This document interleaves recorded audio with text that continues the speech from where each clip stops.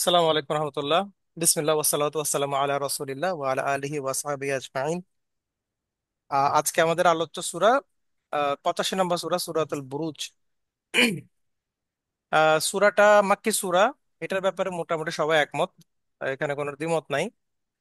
আহ, এইটা এমন সময় নাজিল হয়েছে সূরাটা যখন আসলে মুসলিমদের উপর নির্যাতনের যে অবস্থা ছিল মক্কায়, সেটা তখন প্রায় চরম রূপ ধারণ করে। বলা হয়ে থাকে এটা আসলে মাক্কি জীবন একদম শেষের দিকের আহ, যে পিরিয়ডটা, সেই পিরিয়ডেই মূলত এটা নাজিল হয়। আর কিছু ঘটনা এই সূরার আগে, মানে এই সূরা যখন নাজিল হচ্ছে তখন এবং তার আগে ঘটেছে। এই ধরনের কিছু ঘটনার মধ্যে নবীজির উপর কিছু মিথ্যাচারের ঘটনাগুলো ছিল। ইসলামকে উন্মুক্ত প্রচারের ঘটনাগুলো শুরু হয়েছে, মানে ইসলাম তখন ওপেনলি দাওয়াত দেওয়া শুরু হয়েছে। আবিসিনিয়া হিজরতের যে ঘটনাটা, সেটাও এই সূরার নাজিলের আগে পরের সময়গুলোতেই মানে ঘটেছিল আর কি। তো একটা সিগনিফিক্যান্ট টাইমে সূরাটা নাজিল হয়, এবং এটার পিছনে যে এটা হয়তোবা আল্লাহ সুবহানাহু ওয়া তাআলার যে ইচ্ছা ছিল সেটা হচ্ছে মুমিনদেরকে একটু জাগ্রত করা, একটু মোটিভেট করা, যে নির্যাতনের মুখে আসলে আমাদের অ্যাটিটিউড কেমন হওয়া চাই। এবং যারা আমাদের নির্যাতন করছে তাদের আসলে প্লেসটা কোথায় সেটা বোঝানোর জন্যই মূলত সম্ভবত আল্লাহ সুবহানাহু ওয়া তাআলা এই সূরাটা আসলে ওই সময় নাজিল করেন। তো এটা আসলে খুব বেশি ডিটেলসে যাব না, এটার পিছনের কাহিনী তেমন নাই। মূলত এই সূরাটা একটা বেশ সিগনিফিক্যান্ট সূরা। আমরা প্রায় সময় এই সূরাটা তেলাওয়াত করি। আহ, বিশেষ করে ফজরের সময়, ঈশার সময় আমরা সূরাটা শুনি প্রায় সময়। তো আমাদের অনেকেরই পরিচিত সূরা, আমরা অনেকে অর্থ জানি। তো আমরা সরাসরি আলোচনায় চলে যাই। আল্লাহ সুবহানাহু ওয়া তাআলা বলছেন যে বিসমিল্লাহির রহমানির রহিম ওয়াস-সামা ইযাতিল বুরুজ। আল্লাহ বলছেন যে শপথ করছেন আল্লাহ, এখানে আল্লাহ তিনটা শপথ করেছেন। ওয়াল ইয়াউমিল মাউউদ ওয়া শাহিদে ওয়া মাশহুদ। এই তিনটা শপথ আল্লাহ করেছেন। হুম। প্রথম শপথটা করেছেন সেই আসমানের উপর যেটা মূলত বুরুজের অধিকারী। আহ এখানে তাইসিরুল কোরআনে বলছেন যে শপথ গ্রহ নক্ষত্র শোভিত আকাশের। তো বুরুজ শব্দটার অর্থ কি, এটা হচ্ছে মূল আলোচনা। যে জাতিল বুরুজ মানে কি, বুরুজ শব্দটার অনেকগুলো অর্থ হতে পারে। মুফাসসিররা অনেক রকম অর্থ এটার বের করেছেন। এটার এক বচন, এটা মূলত বহু বচন, বুরুজুন। এক বচন হচ্ছে বুরজুন। বুরজুন শব্দটার এক বচন থেকেও অনেক রকম অর্থ করা যায়। তার একটা বেশ কমন অর্থ যেটা হয়তো আমাদের অনেকেরই মাথায় আসতে পারে, সেটা হচ্ছে সুউচ্চ প্রাসাদ বা টাওয়ার। আমরা অনেকে বুর্জ খলিফার নাম শুনেছি। তো ওখান থেকে মূলত বুরজুন থেকে বুরুজুন। তো সুউচ্চ টাওয়ার, যেটাকে আসলে মূলত দুর্গ বলা চলে, এই জিনিসটাকে মূলত বুরুজ বলা হয়। তবে আবার এটার আরেকটা অর্থ হতে পারে যে উম, বেশ বড় বড় যেসব নক্ষত্র, সেগুলোকেও মিন করা হতে পারে, অথবা গ্রহ নক্ষত্রের যে আহ, আহ, যে সম্মেলন, সেটাও হতে পারে। তো এই জন্য তাফসিরে এটাকে প্রাসাদ দুর্গ হিসেবেও আসছে, যেটা কুরতুবিতে দেখা যায়। ইবনে আব্বাস সরাসরি বলছেন যে এটা হচ্ছে আকাশের মধ্যে প্রাসাদ, আকাশের মধ্যে টাওয়ার অথবা আকাশের মধ্যে দুর্গ। আবার অনেকে বলছেন এটা বড় বড় গ্রহ নক্ষত্র। কেউ কেউ বলছেন নুজুম, কেউ কেউ বলছেন কাওয়াকিব। অর্থাৎ এটা নক্ষত্র হতে পারে, আবার গ্রহ নক্ষত্রের যে কম্বিনেশন সেটাও হতে পারে। তো আল্লাহ আসলে কিসের উপরে শপথ করছেন এটা এক্স্যাক্টলি তার অনুবাদে আসে না। তবে তাফসির থেকে আমরা এটাই বুঝি, তবে ম্যাক্সিমাম তাফসিরে আসছে মূলত গ্রহ নক্ষত্রের কথাই। সো আমরা হয়তো বা ওইটাকেই চিন্তা করতে পারি। কারণ সূরা ফুরকানের 61 নম্বর আয়াতের রেফারেন্স অনেক মুফাসিরে দিছেন এখানে, যেখানে বলা হচ্ছে যে, আমরা একটু দেখি সূরা ফুরকানের 61 নম্বর। সূরা ফুরকান হচ্ছে বোধহয় সুউচ্চ মর্যাদাবান তিনি, যিনি আকাশে নক্ষত্র বিধি দিয়েছেন, দিয়েছেন একটি জ্বলন্ত সূর্য এবং হ্যাঁ, উজ্জ্বল চাঁদ। তাবারাকাল্লাযী জাআলা ফি, ওইটা জাআলা ফিস সামা, এটা বোধহয় 61 নম্বরে আছে। একটু হ্যাঁ, 61। দেখি সবাই, তাহলে যারা দেখতেছেন তারা দেখতে পাবেন। এই যে তাবারাকাল্লাযী জাআলা ফিস সামাই বুরুজান। আল্লাহ সেই মর্যাদাবান আল্লাহ, কতই না কল্যাণময় আল্লাহ, যিনি আসমানে বুরুজ রেখেছেন বা বুরুজ স্থাপন করেছেন। এখানে নক্ষত্ররাজি সমাবেশের কথা এসছে। নক্ষত্ররাজি কেন এটা অনুবাদ হলো, কারণ পরের গুলো মানে একই দিকে নিসবত হয়, যে ওয়াজা আলা ফিহা সিরাজাম ওয়া কারামা ওয়া কামারাম মুনিরা। সিরাজ মানে হচ্ছে প্রদীপ, এটাকে সূর্য হিসেবে বলা যায়। আর কামার তো আমরা সবাই জানি আলোকিত চাঁদ।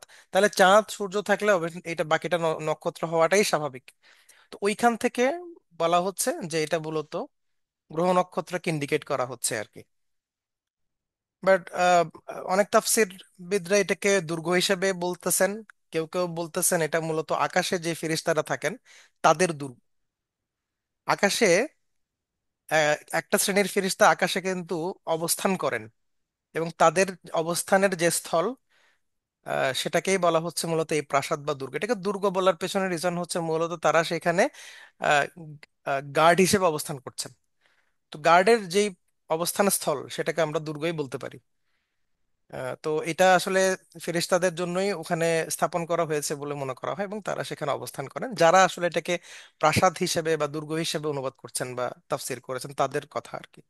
আমরা অনেকে জানি যে যখন আহ, জিনরা গণকদের মাধ্যমে, আহ, গণকদের দ্বারা মানে অ্যাপয়েন্টেড হয়ে তারা যখন বিভিন্ন তথ্য নিতে যান ফেরেশতাদের কাছ থেকে, তখন ফেরেশতারা তাদের তাড়া করেন। মূলত এই ফেরেশতারাই তাড়া করেন যারা আকাশে এই গার্ড হিসেবে আছেন। তো তাদের অবস্থান স্থলটাকে বলা হয় আসলে বুরুজ বলা হচ্ছে আর কি। এবং ইবন জারির আত তাবারির একটা মতামত আছে, তিনি বলছেন যে এটা আসলে মূলত আহ সূর্য এবং চাঁদের যে কক্ষপথ, আমরা যেটাকে কক্ষপথ বলি, সেই কক্ষপথটাকেই বলা হয় বুরুজ। এবং তিনি বলছেন এখানে 12টা বুরুজ আছে আকাশে, অর্থাৎ 12টা কক্ষপথ আছে। এগুলো আসলে সায়েন্সের সাথে মেলাতে গেলে আমরা আসলে খেই হারাই ফেলবো। আমরা জাস্ট তাফসীরের আলোচনাটা কি আসে সেটা দেখছি। এখানে আমাদের উদ্দেশ্য না যে সায়েন্টিফিক্যালি এগুলোকে প্রুফ করা বা সায়েন্টিফিক্যালি এগুলোর কারেক্টনেস এবং রংনেস ডিটারমাইন করা। আমাদের আলোচনার বিষয়বস্তু আসলে তাফসীরে যা আসছে তাই। এখানে এটার কারেক্টনেস এবং এটা কতটুকু ভুল সেটাও আমাদের নির্ণয় করার দরকার নাই। মূলত 12টা যে কক্ষপথের আলোচনা সেটা আসছে কোত্থেকে, সেটা আসছে মূলত আহ প্রাচীন যে আরবরা ছিল ওই সময়টাতে, তারা কিন্তু এক ধরনের বিদ্যা প্র্যাকটিস করতো যেটাকে উলুমুন নুজুম বলা হতো। হ্যাঁ, উলুমুন নুজুম অর্থাৎ নক্ষত্রের স্টাডি, স্টাডি অফ স্টার্স যদি আমরা বলি সেটাকে, যেটা জ্যোতির্বিদ্যা বলা যায় বাংলায়। তবে তাদের হ্যাঁ, জ্যোতির্বিদ্যাটা ডিফারেন্ট ছিল। জ্যোতির্বিদ্যায় তো এখানে 12টা এখন জ্যোতির্বিদ্যায় 12টা ইয়া না, রাশি না, ওই হ্যাঁ, রাশি ওখান ওইটাই। থেকেই আসছে আর কি। হ্যাঁ, তো আমি একটা আলোচনা দেখছিলাম যে আসলে এক্স্যাক্টলি তারা, আমরা এখন রাশি নিয়ে যেরকম চিন্তা করি, ওরা ওই অ্যাঙ্গেলে হয়তো চিন্তা করে নাই, বাট ওটার একটা একটু ভিন্ন আর কি, ভিন্নতা কিন্তু ছিল, কানেকশন আছে। হুম কানেকশন হুম হুম। আছে। এবং কানেকশন থাকার কারণে বিভিন্ন তাফসীরে কিন্তু 12টা রাশির কথা আছে। আমরা রাশিগুলো উল্লেখ করছি না কারণ এগুলো তো আমরা বিশ্বাস করি না। তো এগুলো আসলে উল্লেখ করাটা আসলে মুফিদ মনে হয় নাই আমার কাছে। তো আমরা এটা উল্লেখ করব না। বিভিন্ন তাফসীরে প্রত্যেকটা রাশির নাম আসছে। তো এই হুম হুম। রাশিগুলো তো আমাদের আসলে বিলিভ করার কোনো অর্থ নেই। তবে যেটা আমাদের জানার জন্য জানা যে তাদের 12টা এই ধরনের রাশি চক্র তারা মিন করতো, যেটাকে আসলে মূলত কক্ষপথ বলা হচ্ছে। ওই রাশি চক্র বা কক্ষপথগুলোর উপরে অবস্থানের উপর ডিপেন্ড করে কারো জন্ম যে সময় হয়েছে সেটা নিয়ে তারা হয়তো বা একটা ভবিষ্যৎবাণী করতো। এটাই মূলত ঘুরে ফিরে জ্যোতির্বিদ্যা। তো ওইটা থেকে সম্ভবত ইন্সপায়ার্ড হয়ে মুফাসসিররা এভাবে তাফসীর করতেন যে এটা মূলত মানে 12টা কক্ষপথ। এবং এই কক্ষপথগুলোতে সূর্য প্রত্যেকটাতে 1 মাস করে করে ঘোরে, মানে 1 মাস করে করে থাকে প্রত্যেকটা কক্ষপথে। তাহলে 12 মাস থাকলো, 1 বছর হয়ে গেল। আর চাঁদ যেটা করে যে প্রতিটাতে 2 দিন এবং একদিনের 1/3 অংশ থাকে, অর্থাৎ 2 + 1/3 অফ এ ডে। তাহলে যেটা হয় আর কি 2.33 ডেজ, আমি যতটুকু বুঝতে পারতেছি। 2.33 ডেজ সে থাকে, চাঁদ থাকে সেখানে। এভাবে করে চাঁদ মোটামুটি 28টা অবস্থান হয়। 28 দিন হ্যাঁ, কমপ্লিট করে আর 2 দিন আর চাঁদ দুই থাকে দিন অন্ধকার। থাকে না, ওটা আমরা যেটাকে অমাবস্যা বা অন্ধকার বলি আর কি। তো হুম এভাবে হুম। করে আসলে চন্দ্র মাস বা চন্দ্র বছরগুলো হিসাব করা হয় আর কি। তো এই প্রত্যেকটা 12টা কক্ষপথে একটা একটা একটা মানে বুরুজুন বলা হয় আর কি তাদের ভাষায়, বুরুজুন। এই জন্যই বলা হচ্ছে বুরুজ বলতে ওইটা মিন করা হচ্ছে। এই হলো ঘটনা। আরেকটা আরেকটা অর্থ আছে এখানে হ্যাঁ ভাই। বুর্জ থেকে, মানে কোরআনে এই যে বুর্জ, এটা তিনটা মানে এটার প্রকাশ্য। তিনটা অর্থ আসছে। হ্যাঁ, একটা হচ্ছে যে এরকম টাওয়ার দুর্গ, আরেকটা হচ্ছে এরকম নক্ষত্র রয়েছে, 3 নম্বরটা হচ্ছে সৌন্দর্য প্রকাশ করা, যেটা তাবাররুজ। হ্যাঁ, যেমন তাবার রোজ। আল্লাহ বলতেছেন যে তোমরা হচ্ছে জাহিলি নারীরা যেভাবে তাবাররুজ করতো, তোমরা প্রদর্শন। সেভাবে তাবাররুজ করো না। অথবা তোমরা যদি বৃদ্ধ হয়ে যাও তাহলে তাবাররুজ যদি না করো, তাহলে স্বাভাবিকভাবে তোমরা যদি চলাফেরা করো তাহলে অসুবিধা নেই। এই যে তাবাররুজ, এটা কিন্তু এই বুর্জ থেকেই হুম। আরেকটা ফর্মে আসছে। এখন এই বিষয়টা যে আকাশে যখন নক্ষত্ররাজির দিকে আমরা তাকাই, তখন সেটা কিন্তু নক্ষত্ররা যেমন, নক্ষত্ররা যাতে যেন নিজেদের সৌন্দর্যটা মানে মেলে ধরছে, মানে আমরা হচ্ছে সেটা সৌন্দর্যটা সরাসরি খোলামেলা দেখতে পাচ্ছি। হুম। তো এটার সাথে একটা কানেকশন আছে যে আকাশটা মানে এত সুন্দর, নক্ষত্ররাজির আকাশ, অথচ সেটা আবার দুর্গ, সেটার প্রতি আল্লাহ মানে কসম কাটতেছেন। রাইট। তো আসলে আরেকটা মানে ভার্জনের আরেকটা অর্থ এটাই যে প্রকাশ্য, মানে হোয়াট ইজ অ্যাপারেন্ট, মানে এমন অ্যাপারেন্ট যেটা হুম, আপনার চোখে পড়বেই। হ্যাঁ, বিশেষ করে বলা হয় যে অনেক সুউচ্চ জিনিস যেটা আসলে হ্যাঁ, চোখে পড়ে, এটাকেই মূলত এই শব্দের অর্থ প্রকাশ্য হিসেবে নেওয়া হয়। এটা এখানে মুফাসসির অনেকে এনেছেন বিষয়টা। আমি এতেও দেখলাম, হাসান আল বায়ানও দেখলাম যে বলা হচ্ছে আপনি মাথা উপরে তুললেই কিন্তু আপনি দেখতেছেন পুরো হ্যাঁ, হ্যাঁ, নক্ষত্র যেসব ক্লিয়ার দেখা যায় রাত্রেবেলা, তো ওইটাও প্রকাশ্যের অর্থটা নেয় আর কি। তো ঘুরে ফিরে আসলে দেখা যাচ্ছে কি সবই মোটামুটি খাটে, এমন না যে একটার সাথে একটা সংঘর্ষ বেঁধে যাচ্ছে, এরকম না। সবই আসলে খাটে। যেমন এখানে যে অনুবাদটা করছেন আমার কাছে ভালো লাগছে, যে গ্রহ নক্ষত্র শোভিত। শোভিতটাও কিন্তু এই যে প্রকাশমান বা তাবার রোজের অর্থ নিয়ে আসে কিন্তু। তো যার ফলে আমার কাছে মনে হয়েছে এটা একটা সুন্দর অনুবাদ হয়েছে আর কি। যদিও বা আসলে কোরআনের এই হলো মানে একটা মানে আহমিয়াত যে আপনি মানে কত রিচ ল্যাঙ্গুয়েজ আল্লাহ ব্যবহার করতেছেন, যেখানে আপনি বিভিন্ন রকম অর্থ বের করতে পারতেছেন। তো তাফসিরে সাদিতে এটার একটা সুন্দর অর্থ আসছে, উনি বলতেছেন যে সবকিছু যদি চিন্তা করি তাহলে বিষয়টা এরকম হয় যে আয়াতের অর্থটা এরকম দাঁড়ায় যে সেই আসমানের শপথ যাতে রয়েছে চাঁদ ও সূর্যের অবস্থান স্থল বা অবতরণ স্থল, এবং তাতে রয়েছে সমস্ত গ্রহ নক্ষত্রের অবতরণ স্থল, যেগুলো নিয়ম মেনে সুনির্দিষ্ট পদ্ধতিতে চলছে। এই সুন্দর চলন এবং সুন্দর নিয়মই আল্লাহর অপার শক্তি, রহমত, জ্ঞান এবং প্রজ্ঞার প্রমাণ বহন করছে। ওইটার উপরে আল্লাহ শপথ করতেছেন। এবার বলতেছেন যে ওয়াল ইয়াউমিল মাউউদ, অর্থাৎ সেদিন যার ওয়াদা করা হয়েছে ওয়াদুন থেকে। সেদিনটা কি, এটা আসলে একদমই ইউনানিমাসলি মোটামুটি অ্যাগ্রিড। বেসিক একটা আপনার পুলিশ দিয়ে এডিট করি, তাহলে আপনার মনে করেন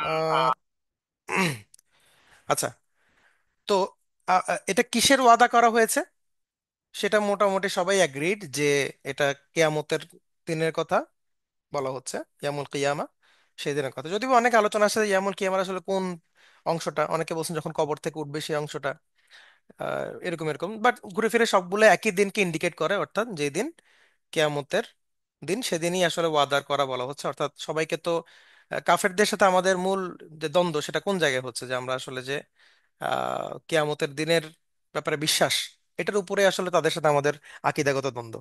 তো এই ওয়াদাটা আল্লাহ সুবহানাহু ওয়া তাআলা আছে যে ওয়াদাটা তারা আসলে অস্বীকার করে বসছে, ওইটার কথা মিন করা হচ্ছে। ওয়াশাহিদ ওয়া মাশহুদ, অর্থাৎ যে শাহিদ এবং যে মাশহুদ, মানে যে সাক্ষী এবং যে যার উপর সাক্ষ্য করা হয়েছে, অথবা যে দেখে এবং যাকে দেখা হয়, যে কোনো একটা ইয়ে করা হয় যে আর যে দেখে এবং যার দেখা যায় তার শপথ। কি দেখে এবং কি দেখা যায়, এটাও একটা হাদিস থেকে সরাসরি এটা তাফসির আছে, যার ফলে আমরা আসলে খুব ডিটেলসে যাব না। অনেকে অবশ্য অনেক রকম কথা বলেছেন মুফাসসিরগণ, কিন্তু আলটিমেটলি আমরা হাদিসেই নিসবত করব। হাদিসে বলা হচ্ছে, তিরমিজির একটা হাদিস, যেখানে বলা হচ্ছে যে শাহিদ হচ্ছে শুক্রবার, জুমার দিন, আর মাশহুদ হচ্ছে আরাফার দিন, ইয়ামুল আরাফা। জুমার, এটা হাদিসে যেভাবে আসে যে জুমার দিনের চেয়ে উত্তম কোনো দিন দিনে কোনো সূর্য উদিত হয়নি এবং ডুবেও নি। সেদিন এমন একটি সময় আছে কোনো মুমিন বান্দা যখনই কোনো কল্যাণের দোয়া করে তখনই তার দোয়া কবুল হয়। হ্যাঁ, জুমার দিনে একটা টাইম ফ্রেম আছে যে টাইম ফ্রেমের মধ্যে দোয়া করলে দোয়া কবুল হয়, অথবা কোনো অকল্যাণ থেকে আশ্রয় প্রার্থনা করা হয় তাকে সে অকল্যাণ থেকে আশ্রয় দেওয়া হয়। তো এটা একটা হাদিস, লম্বা হাদিস একটা অংশ, যেখানে আল্লাহ রাসূল সাল্লাল্লাহু আলাইহি ওয়াসাল্লাম বলতেছেন এখানে শাহিদ হচ্ছে মূলত জুমা এবং আর মাশহুদ হচ্ছে আরাফা। হ্যাঁ, তো এটার আসলে এক্স্যাক্টলি এটার ব্রেকডাউনটা মুফাসসিরদের আলোচনায় খুব একটা আসে নাই যে কেন জুমাকে শাহিদ বলা হচ্ছে, কেন আরাফাকে মাশহুদ বলা হচ্ছে। কিছু কিছু আলোচনা আসছে যে মানে জুমা মুমিনদের ব্যাপারে সাক্ষ্য দেয়, যেহেতু সেদিন আমরা সবাই মসজিদে একত্রিত হই, জুমার সালাত আদায় করি সবাই। এটা একটা উইকলি আমাদের একটা মিলন মেলা, তো আমাদের ইমানের একটা পরিচায়ক সেটা। তো সেটার হিসাবেই এটা শাহেদ। আর মাশহুদ হচ্ছে আমরা ইয়াউমুল আরাফাতে সবাই এক জায়গায় হই, এবং আমরা সেটার সাক্ষ্যটা তখন আমরাই দেই। সবাই মিলে তখন সাক্ষ্য দেয়া হয় যে সবার ইমান এক জায়গায় হয়ে গেছে, সবাই এক জায়গায় এসছে আরাফাতের ময়দানে। ইয়ামুল আরাফাতে সবাই তখন আমরা এই যে জাবাল রহমার আশেপাশে অবস্থান করে। তো ওইটাও একটা সাক্ষী দেওয়া হয়। কিন্তু এগুলো আসলে অত বেশি ডিটেল কোনো হাদিসের বা কোরআনের কোনো রেফারেন্স নাই। মুফাসসিরদের বিভিন্ন কমেন্ট এগুলো তাদের হয়তো হিকমা থেকে তারা করেন আর কি। তো স্পেসিফিক্যালি হাদিসে এটার কেন শাহিদ এবং কেন মাসুদ সেটা কিন্তু কোনো ডিটেলস আসে নাই। কিন্তু আরো অনেক তাফসিরে বিভিন্ন কমেন্ট পাওয়া যায় যে কে শাহিদ এবং কে মাসুদ। যেমন কেউ কেউ বলছেন যে শাহিদ হচ্ছে মূলত জুমা, যেটা আল্লাহ রসুল বলতেছেন। আবার মাসহুদ হচ্ছে ইয়ামুন নাহার অর্থাৎ কোরবানের দিন। আবার অনেকে বলছেন শাহিদ হচ্ছে ইয়ামুত তারউইয়া, যেটা আসলে ইয়ামুল আরাফার আগে। আবার মাসহুদ হচ্ছে ইয়ামুল আরাফা, আরাফার দিন। কেউ বলছেন শাহিদ হচ্ছে নবী রাসূলগণ, মাসহুদ হচ্ছে তার উম্মতগণ। কেউ বলছেন শাহিদ হচ্ছে আগেকার নবীগণ, রাসূলের আগে যারা আসছেন। আর মাসহুদ হচ্ছে রাসূল নিজে। আবার অনেকে বলছেন শাহিদ রাসূল নিজে, আর মাসহুদ হচ্ছে কিয়ামতের দিন, তিনি সেদিন অবলোকন করবেন। অনেকে শাহিদ হিসেবে আল্লাহ সুবহানাহু ওয়া তাআলাকে বলছেন যে আল্লাহ শাহিদ হবেন, এবং তিনি মাসহুদ কিসের উপরে, তিনি মাখলুকের উপরে মাসহুদ, তিনি বিচার দিনের উপর মাসহুদ, এটাও বলা যায়। আবার অনেকে বলেন যে শাহিদ হচ্ছে মূলত যারা আমাদের দুই কাঁধে আছেন, কাতিব যারা আছেন ফেরেশতা, এবং মাসহুদ হচ্ছে তারা আমাদের আমল নামাকে অবলোকন করছেন, কারণ আমাদের আমল নামা তারা লিখছেন। তো এটা আসলে এন্ডলেস, আরো 6-7টা এই ধরনের কমেন্টারি পাওয়া যায়, কিন্তু আসলে এক্স্যাক্টলি এটাকে কি মিন করা হচ্ছে সেটা আমরা হাদিসেই নিসবত করব ইনশাল্লাহ। হাদিসে বলা হচ্ছে ইয়ামুল জুমা এবং ইয়ামুল আরাফা। সো আমরা ওইটাই ধরে নেব ইনশাআল্লাহ। আল্লাহ এই শপথগুলো করে কেন করছেন? কারণ শপথগুলো করার অনেকগুলো অর্থ থাকতে পারে। একটা হচ্ছে আল্লাহ যখন কোনো সিরিয়াস ম্যাটারের দিকে আমাদের ডাকেন, আমাদের দৃষ্টি আকর্ষণ করেন, তখন কিন্তু তিনি শপথ করেন এবং সিরিয়াস বিষয়ে শপথ করেন। তারপরে কেউ যদি আল্লাহর কোনো একটা ব্যাপার, কোনো একটা নির্দেশ যদি অমান্য করে এবং অস্বীকার করে, তখনও আল্লাহ কিন্তু শপথ করে সেটা সেটা উল্লেখ করেন। তো এই নানাবিধ কারণ থাকতে পারে আল্লাহ সুবহানাহু ওয়া তাআলা এই শপথগুলো করার পেছনে। তো কসম করলে কোরআনের একটা নিয়ম হচ্ছে আল্লাহ যখন কসম করে সেটা জবাব কসমও থাকে, অর্থাৎ এটার একটা জবাবও থাকে। সেটা মূলত আয়াত 10 এবং 12 হিসেবেই ওলামারা বলেন আর কি। তো আমরা সেখানে গেলে এটার জবাবটাও দেখবো ইনশাআল্লাহ। অনেকে বলেছেন এই 4 নম্বর আয়াতটাও জবাব, যে কুতিল আসহাবুল উখদুদ, যে আসহাবুল উখদুদ হচ্ছে যে ধ্বংস হয়েছে। আসহাবুল উখদুদ এটা হিস্ট্রিটা আমরা দেখবো। গর্তবাসী উখদুদ হচ্ছে আচ্ছা চার কোন একটা গর্তকে মূলত মানে খাদ, আমরা বাংলায় বলি না খাদ, ওইটাই যে খাদুন থেকে আসলে উখদুদ আসে, যে এখানে চার কোন একটা গর্ত। এবং ওই গর্তের অধিকারী বলা হচ্ছে, কাদেরকে গর্তের অধিকারী বলা হচ্ছে আমরা একটু সামনে দেখবো। জান্নারি জাতেল ওয়াকুদ, অর্থাৎ যেখানে আসলে জ্বালানি ছিল, আগুন হিসেবে জ্বালানি ছিল। এবং আহ ইদহুম আলাইহিম আলাইহা কুউদ, যারা তার আশেপাশে বসেছিল। ওয়াহুম আলা মা ইয়াফআলুনা বিল মুমিনিনা শুহুদ, এবং তারা মুমিনদের সাথে যা করা হচ্ছিল তা দেখছিল বা তা অবলোকন করছিল, বা তারা শাহিদ ছিল, সেটা সাক্ষী ছিল তারা। হ্যাঁ। ওয়ামা নাকামু মিনহুম ইল্লা আন ইউমিনুনা বিল্লাহিল আজিজিল হামিদ, এবং তাদেরকে এই জন্য শুধুমাত্র তারা কষ্ট দিয়েছে বা নির্যাতন করেছে, কারণ তারা শুধুমাত্র এই মহাপরাক্রমশালী এবং আল্লাহর মহাপ্রশংসিত আল্লাহর উপর ইউমিনুন, তারা ঈমান এনেছিল। তো এটা আসলে কিসের ঘটনার দিকে ইঙ্গিত করা হচ্ছে? এটা আমরা সবাই মোটামুটি জানি। এটা একটা বিখ্যাত হাদিস থেকে আসে, সুহাইব আর রুমি রাদিয়াল্লাহু আনহু, তার একটা হাদিস আছে যেখানে তিনি বলছেন যে রাসূল সাল্লাল্লাহু আলাইহি ওয়াসাল্লাম নিজে একটা বর্ণনা করেছেন, যে তিনি বলেছেন যে এক বাদশার কাছে একটা জাদুকর ছিল এক সময়। এটা আসলে এক্স্যাক্টলি টাইম ফ্রেমটা কখন, এটা নিয়ে অনেক কথা আছে। কেউ বলছেন যে ঈসা আলাইহিস সালামের পর থেকে রাসূল সাল্লাল্লাহু আলাইহি ওয়াসাল্লাম আসার আগের মুহূর্তের মাঝামাঝি সময়, মানে যে পিরিয়ড ছিল সেটার মাঝামাঝি সময় এটার ঘটনাটা ঘটেছিল। কেউ কেউ এটা টাইম ফ্রেমটা উল্লেখ করেন নাই, বাট ঘটনাটা উল্লেখ করেছেন হাদিসের বরাতে। তো টাইম ফ্রেমটা কখন হয়েছে সেটা আসলে আমার মনে হয় না খুব একটা ম্যাটার করে, কারণ এটা শিক্ষাটা নেওয়াটা জরুরি। তো হাদিসটা আমরা একটু শুনি, যে রাসূল সাল্লাল্লাহু আলাইহি বলছেন যে একটা বাদশা ছিল যার কাছে একজন জাদুকর ছিল, একটা ম্যাজিশিয়ান ছিল। তো ওই জাদুকর একদিন বাদশাকে বলল যে আমি বৃদ্ধ হয়ে যাচ্ছি, আমার আর মানে এখন আর পরিশ্রম করার অবস্থা নেই, তুমি আমাকে একটা ছেলে দাও যাকে আমি এই জাদুগুলো শিখাই দিব। তো বাচ্চা জাদু শিখাইতে যে একটা ছেলেকে দিল, ওই ছেলে তার কাছে শিখতে গেল রেগুলার। এটা অনেক লম্বা কাহিনী, আমি জাস্ট ছোট করে বলছি। তো ওই জাদুকরের কাছে যখন সে জাদু শিখতে যেত, তখন যাওয়ার পথে প্রায় সময় সে একজন একটা সাধক বা একজন আলেমের সাথে দেখা হতো। ওই সাধক ছিল আবার খুব সম্ভবত ঈসা আলাইহিস সালামের ঈসাই ধর্মের অনুসারী, মানে তখনকার সময়ে যেটাকে আমরা হয়তো হানিফ বলতে পারি আর কি। সে তখন সঠিক দিনের উপর ছিল। তো ওই লোকের সাথে প্রায় সময় তার দেখা হতো, মাঝে মধ্যে বসতো, কথাবার্তা হতো। এভাবে মানে যেতে যেতে কথাবার্তা হতে হতে সে এক সময় তার প্রতি, তার যে দাওয়াত, সেই দাওয়াতের প্রতি সে দুর্বল হয়ে পড়ে এবং সে সেই দাওয়াত গ্রহণ করে এবং ছেলেটা ইমানদার হয়ে যায়। যাচ্ছিল সে কুফরি শিখতে প্রতিদিন, কিন্তু আল্লাহর ইচ্ছায় সে ইমানের স্বাদ পায় এবং সে ইমানদার হয়ে যায়। এবং ইমানদার হয়ে সে মোটামুটি আল্লাহ সুবহানাহু ওয়া তাআলার অশেষ মেহেরবানিতে তার কিছু মুজিজা প্রকাশ পেতে থাকে। হ্যাঁ, তার কিছু কারামা, সরি কারামা প্রকাশ পেতে থাকে, মুজিজা না কারামা। কারামা প্রকাশ পেতে থাকে। কিরকম? সে অন্ধদেরকে দৃষ্টি ফিরিয়ে দিতে পারতেছিল, সে কুষ্ঠরোগ নিরাময় করছে, যেটা ঈসা আলাইহিস সালামের মুজিজা ছিল। তো এই জিনিসগুলো দেখে তখনকার মানুষ তার প্রতি ইমপ্রেসড হয়ে যায় এবং তার কাছে এসে যখন জানতে চায় যে কি আমরা কি করতে পারি, তখন সে কিন্তু আবার ইমানের দাওয়াত দেয়, আল্লাহ সুবহানাহু ওয়া তাআলার প্রতি সবাইকে দাওয়াত দিতে শুরু করে, তাওহীদের দাওয়াত দিতে শুরু করে। মানে সে এটাকে কোনো রকম এক্সপ্লয়েট করলো না, সে ইমানের দাওয়াতে দিল এবং সবাই দলে দলে তার কাছ থেকে, তার কাছে গিয়ে ইমান গ্রহণ করতে লাগলো। তো রাজা যখন এই কাণ্ড জানলো, বাদশা যখন এই কাণ্ড জানলো, তখন সে প্রচন্ড ফিউরিয়াস হয়ে যায় এবং সে ছেলেটাকে হত্যা করতে চায়। এবং হত্যা করতে গিয়ে যেটা ঘটনা ঘটলো যে তাকে কোনোভাবে সে মারতে পারছে না, কোনো রকম অস্ত্র ব্যবহার করে তাকে মারতে পারছে না। তাকে হত্যা করার বিভিন্ন চেষ্টা করছে, কোনোটাই কাজে আর লাগছে না। শেষ পর্যন্ত ছেলেটাই বলে উঠলো যে তুমি দাঁড়াও, তুমি একটু ওয়েট করো, তুমি আসলে আমাকে এভাবে মারতে পারবে না, তুমি চাইলেও আমাকে হত্যা করতে পারবে না। তুমি একটা কাজ করো, তুমি বলো যে বিসমি রাব্বিল গোলাম, যে এই গোলাম বা এই ছেলেটা, গোলাম শব্দের অর্থ হচ্ছে বালক, মানে কিশোর ছেলে। তো এই ছেলেটার যে রব, তার নাম নিয়ে আমি তাকে হত্যা করতে যাচ্ছি, এটা যদি বলো তাহলে তুমি আমাকে মারতে পারবা। তাহলে এখন ফিউরিয়াস বাদশা তখন যেই উপায় পাই সেই উপায়ে তাকে মারবে, এই অবস্থা। সে বলছে ঠিক আছে, সে বললো বিসমি রাব্বিল গোলাম বলে তাকে যখন হত্যা করতে গেল, তীর মারলো তার দিকে, তখন সে মারা গেল। আলটিমেটলি ছেলেটা মারা গেল। তখন এই বাদশার যে মন্ত্রীরা ছিল বা সভাসদ যারা ছিল, তারা বলছে আপনি এটা কি করলেন? আপনি যেটার বিরুদ্ধে তার সাথে যুদ্ধ করছিলেন বা তাকে হত্যা করতে যাচ্ছিলেন, আপনি তো সেটা সাক্ষ্য দিয়ে বসলেন যে এই ছেলের রবের নামে আমি মানে তাকে হত্যা করতে যাচ্ছি বলে সে হত্যা হলো, তার মানে পাওয়ার কারটা প্রমাণ হইলো।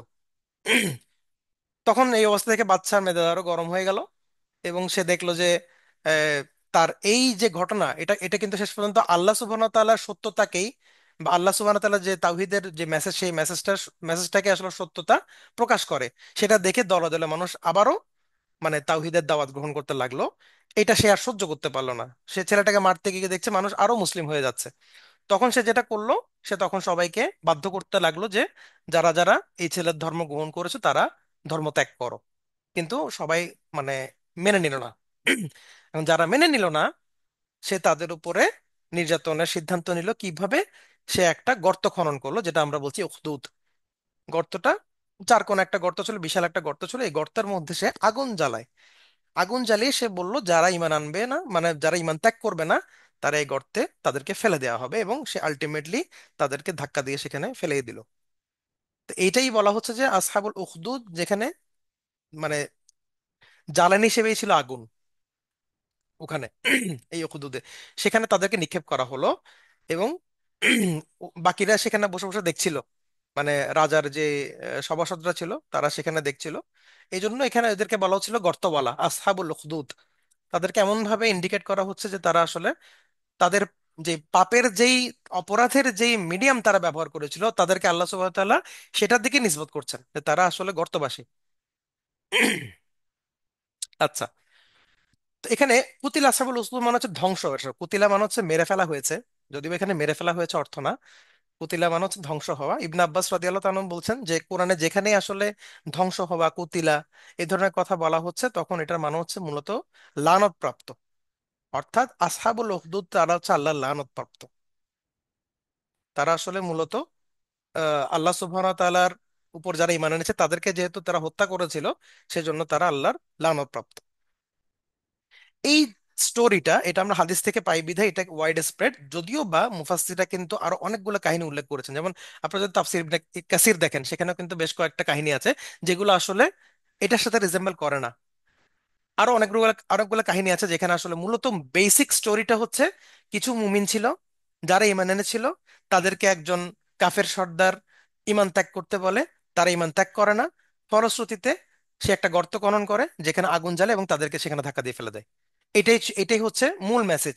হয়তো ঘটনার ক্যারেক্টারগুলো ডিফারেন্ট, টাইম লাইনটা ডিফারেন্ট, বিভিন্ন ক্যারেক্টার যারা ওখানে আছেন তারা ডিফারেন্ট, কিন্তু মূল মেসেজ একটাই, যে তার একটা গর্ত খনন করেছিল এবং সেখানে মুমিনদেরকে ফেলে দিয়েছিল। তো এটা আসলে আহ অনেকগুলো এই ধরনের ন্যারেশন আছে, 3 থেকে 4টা 5টা পর্যন্ত ন্যারেশন আমি দেখেছি, বিভিন্ন স্টোরি, যে আসলে মূলত কোনটার দিকে আল্লাহ ইঙ্গিত করছেন। কারণ এখানে তো সরাসরি আল্লাহ বলেন নাই যে আসহাবুল উখদুদ কারা, হাদিসেও কিন্তু বলা হয় নাই যে এক্স্যাক্টলি এইটাই ছিল সেই ঘটনা। যদিও বা হাদিসটা উল্লেখ করা হয়েছে এখানে, কিন্তু হাদিসে আল্লাহ রসুল এভাবে সরাসরি তাফসির করেন নাই। এই কারণে মুফাসসিররা বিভিন্নভাবে এটাকে আরো কয়েকটা ঘটনার সাথে নিসবত করছেন। যেমন মুকাতিল বিন সুলাইমান রহিমাহুল্লাহ, তার মতামত হচ্ছে যে এটা আহ এই ধরনের 3টা কাহিনী হয়েছে, শুধু একটা না। একটা হচ্ছে ইয়েমেনের নাজরানে, একটা সিরিয়াতে, আর একটা পার্সিয়াতে, পারস্যে। হ্যাঁ, তো 3টা জায়গায় একই রকম ঘটনা ঘটছে। হ্যাঁ, আলী রাদিয়াল্লাহু তাআলা আনহু থেকেও একটা মতামত পাওয়া যায়। তিনি বলতেছেন যে একটা ছিল পারস্যের রাজা। হ্যাঁ, এই পারস্যের রাজা কি করতো, সে মূলত মাহরাম মহিলাদেরকে বিয়ে করার মানে বৈধ করে দিছিল। মাহরাম থেকে তো বিয়ে করা যায় না, সে বলছে মাহরামদের বিয়ে করতে হবে। এই বৈধতা করার ফলে মুমিনরা সেটার এগেনস্টে যায় এবং তাদেরকে সে অগ্নিকুণ্ডে নিক্ষেপ করে। আরেকটা কাহিনী ছিল হচ্ছে ইয়েমেনের অধিবাসীরা, অর্থাৎ এটা ইয়েমেনের কাহিনী, যেখানে মুমিন এবং কাফেরদের মধ্যে যুদ্ধ হয় 2বার। প্রথমবার মুমিনরা জেতে, দ্বিতীয়বার মুমিনরা হেরে যায়, এবং হেরে যাওয়ার ফলে কাফেররা মুমিনদেরকে আগুনে ফেলে দেয়। আরেকটা কাহিনী ছিল হাবশার অধিবাসী, মানে এটা হাবশা আবিসিনিয়ায় ঘটছে ঘটনা। কিন্তু আসলে ওই সময় কি হয়েছিল, কারা ক্যারেক্টার সেখানে ছিল, এটা কোনো ডেসক্রিপশন নাই। সো পার্সিয়া, ইয়েমেন, হাবশা, এই 3টা আমরা পাই আলী রাদিয়াল্লাহু তাআলা আনহু থেকে। আর মুকাতিল বিন সুলাইমান বলতেছেন ইয়েমেন, সিরিয়া এবং পার্সিয়া, শাম এবং পার্সিয়া, এই 3টা জায়গার কথা।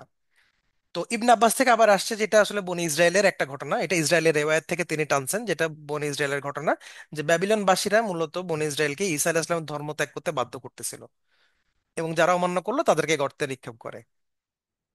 আরেকটা বর্ণনা আসছে, যে ইবনে কাসির আসছে, যেটা আসলে মূলত দানিয়াল আলাইহিস সালাম, যিনি আমাদের নবী একজন, তার এবং তার সাথীদের ঘটনা। তো আসলে এটা কাদের ঘটনা এক্স্যাক্টলি আসলে বলা যায় না, তবে ইবনে কাসিরের একটা কমেন্ট আছে শেষে, যে এটা বলা যায় যে এই ধরনের ঘটনা আসলে অনেক ঘটেছে, শুধু একটা না, এক্স্যাক্টলি ওই ঘটনাটা না, অনেকগুলো ঘটনা বিভিন্ন সময়ে ঘটেছে, ওইটাকে আল্লাহ রেফারেন্স দিচ্ছেন, যে যারাই যখনই করেছে সেটাই আসলে মূলত এখানে আমাদের আলোচ্য বিষয়। এবং এটা কিন্তু আরেকটা দিকে আমাদেরকে ইঙ্গিত করে, যেটা মূলত আহ শেখ শাওকানি তিনি তার একটা কমেন্টারিতে আনছেন, যে এটা মূলত টাইমলেস। মুমিনদেরকে নির্যাতন করার যে সিনারি, এটা টাইমলেস। এটা যে শুধুমাত্র ওই বনি ইসরায়েল থেকে শুরু হয়েছে এরকম না, বা আদ সামুদ জাতি থেকে শুরু হয়েছে এরকম না, এটা এখনো চলমান। এখান থেকে মূলত শিক্ষাটা নিতে হবে, এটা কোনো নির্দিষ্ট গল্পের দিকে বা নির্দিষ্ট কাহিনীর দিকে নির্ভর করে ওখানেই সীমাবদ্ধ করা যাবে না। এটা মূলত আল্লাহ এমন একটা টাইমলেস কাহিনী, একটা টাইমলেস সিচুয়েশনের দিকে ইঙ্গিত করছেন, যেটা আসলে এখনো চলমান। এবং আমরা আমাদের চোখ খুললে দেখি এখন বিষয়টা কতটা সত্য। মানে আগুনে ধাক্কা দিয়ে ফেলে দেওয়ার চাইতেও কঠিন ঘটনা ঘটছে এখন, শুধুমাত্র ঈমান আনার কারণে। এখানে কি বলা হচ্ছে, যে ওয়ামা নাকামু মিনহুম ইল্লা আইয়ুমিনু বিল্লাহিল আজিজিল হামিদ। নাকামু শব্দের অর্থ কি? নাকামু শব্দের অর্থ হচ্ছে যে কারো প্রতি যদি কারো পার্সোনাল গ্রাজ থাকে সেটাকে নাকামা বলা হয়।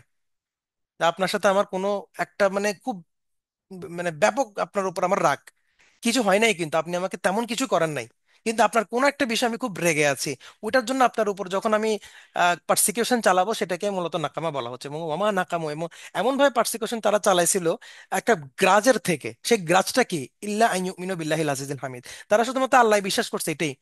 তাদের কোনো বাড়া ভাতে ছাই দেয় নাই, তাদের সাথে কোনো যুদ্ধ করে নাই, তাদের খাবার দাবার কেড়ে নেয় নাই, তাদের কোনো নারীদেরকে ধর্ষণ করে নাই, তাদের বাচ্চাদেরকে হত্যা করে নাই, কিছুই করে নাই। শুধুমাত্র আল্লাহর উপর ঈমান আনছে, এটাই তাদের একমাত্র অপরাধ। এই কারণেই তাদের নির্যাতন করছে, এবং এই এক্সাক্ট সিনারিও কিন্তু আমরা এখনো দেখতেছি। তো এটাই জন্য মুফাসসির ইমাম শাওকানি বলতেছেন যে এটা আসলে একটা টাইমলেস সিনারি আল্লাহ এখানে আনছেন, যেটা আসলে আমরা এখনো রিলেট করতে পারি, এখনো দেখতে পারি। তাহলে আমাদের হেফাজত করুক। আচ্ছা, এখন এখানে কিছু কথা আছে, যে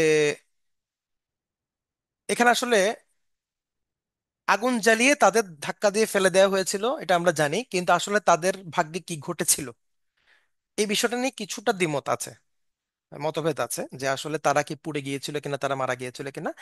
আহ তাফসিরে বাগাবীতে এটা আসছে, যে রাবি ইবনে আনাস ওনার মতে সেটা হচ্ছে আল্লাহ সুবহানাহু ওয়া তাআলা মুমিনদেরকে শেষ পর্যন্ত বাঁচিয়ে দিয়েছিলেন, ইব্রাহিম আলাইহিস সালামের ঘটনার মতো। তারা আগুনে যাওয়ার আগে আল্লাহ তাদের যে যান সেটা কেড়ে নেন, তাদেরকে আগুন আর পাকড়াও করতে পারে নাই।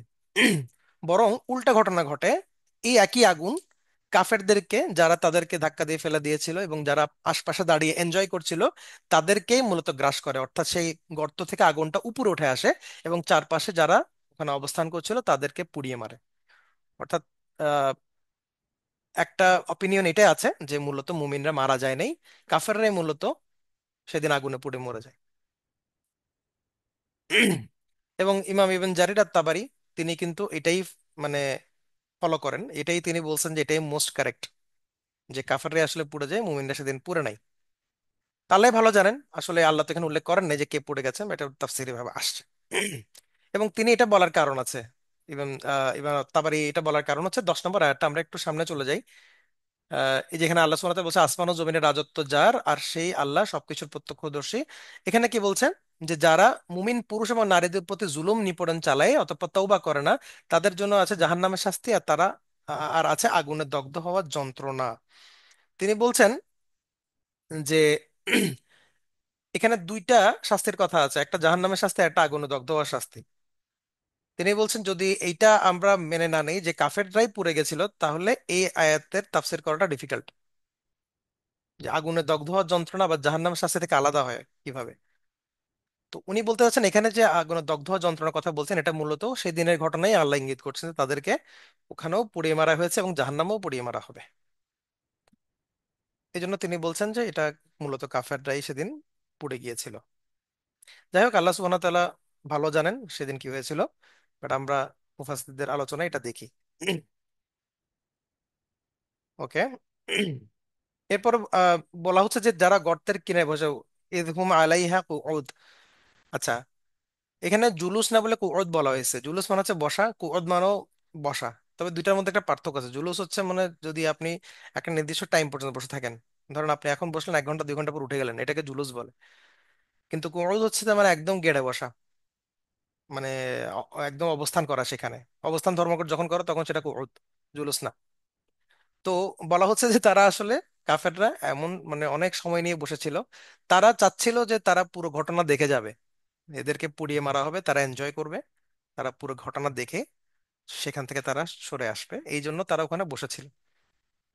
আচ্ছা, এখানেও একটা কথা আছে যে কারা এখানে বসেছিল, এটার ব্যাপারে অনেকে বলছেন যে আসলে মূলত মিন করে যে কাফেররাই বসেছিল, কিন্তু কিছু কিছু মুফাসসিরের মতে মুমিনরা, এখানে মুমিনদেরকে ইন্ডিকেট করা হচ্ছে যে মুমিনরা কর্নারে বসেছিল এবং তাদেরকে ওই যে আগুন উপরে উঠে তাদেরকে গ্রাস করে, এভাবে বলা হয়। কিন্তু এটা আসলে একটা ইখতিলাফি ব্যাপার। তাফসিরে মুজাহিদে আসছে মূলত কাফেরদের কথাই আসছে, এবং বেসিক্যালি মোটামুটি সব তাফসিরে কাফেরদের কথাই বলা হয়েছে আর কি। So, কাফেররাই মূলত এখানে ইন্ডিকেট করা হচ্ছে কাফেরদের ব্যাপারে। এবং এখানে বলা হচ্ছে তারা মুমিনদের সাথে যা করা হচ্ছিল তা দেখছিল, তারা আসলে মূলত এনজয় করছিল। দেখছিল বলতে তারা প্রত্যক্ষদর্শী থাকে না, যে অ্যাক্সিডেন্ট হলে সবাই তাকায় থাকে, ওরকম তারা সবাই মিলে বসে বসে দেখছিল, তারা অবলোকন করছিল। আচ্ছা, এখন প্রশ্ন আসতে পারে যে তাহলে যারা তাফসির করছেন যে এটা মুমিনরা ছিল কর্নারে, তাহলে এটা তাহলে কাদের কথা বলা হচ্ছে? তাদের মতামত হচ্ছে এটা মূলত কুরাইশদের ব্যাপারে বলা হচ্ছে, এটা আসলে এই ঘটনা থেকে সেপারেট। ওহুম আলা ইয়ামালুনা বিল মুমিনা শুহুদ, মানে এটা কুরাইশরা মুসলিমদের উপর যে তখন নির্যাতন করা হচ্ছিল সেগুলো এনজয় করছিল, ওইটাকে মিন করা হচ্ছে। যদি ওই তাফসিরটা নেওয়া হয় যে এটা আসলে এই কুউদ এখানে মুমিনদেরকে মিন করা হচ্ছে, তাহলে এটা আবার হয়ে যায় হচ্ছে কুরাইশরা। বাট এটা যদি আমরা ওই ঘটনার সাথে একসাথে করি তাহলে এটা কাফেরদেরকে ইন্ডিকেট করবে, এবং এটাও কাফেরদেরকে ইন্ডিকেট করবে, তারা ওখানে বসে বসে মূলত স্টেডিয়ামে বসে মতো তারা দেখতেছে খেলা। এটাই ছিল ঘটনা।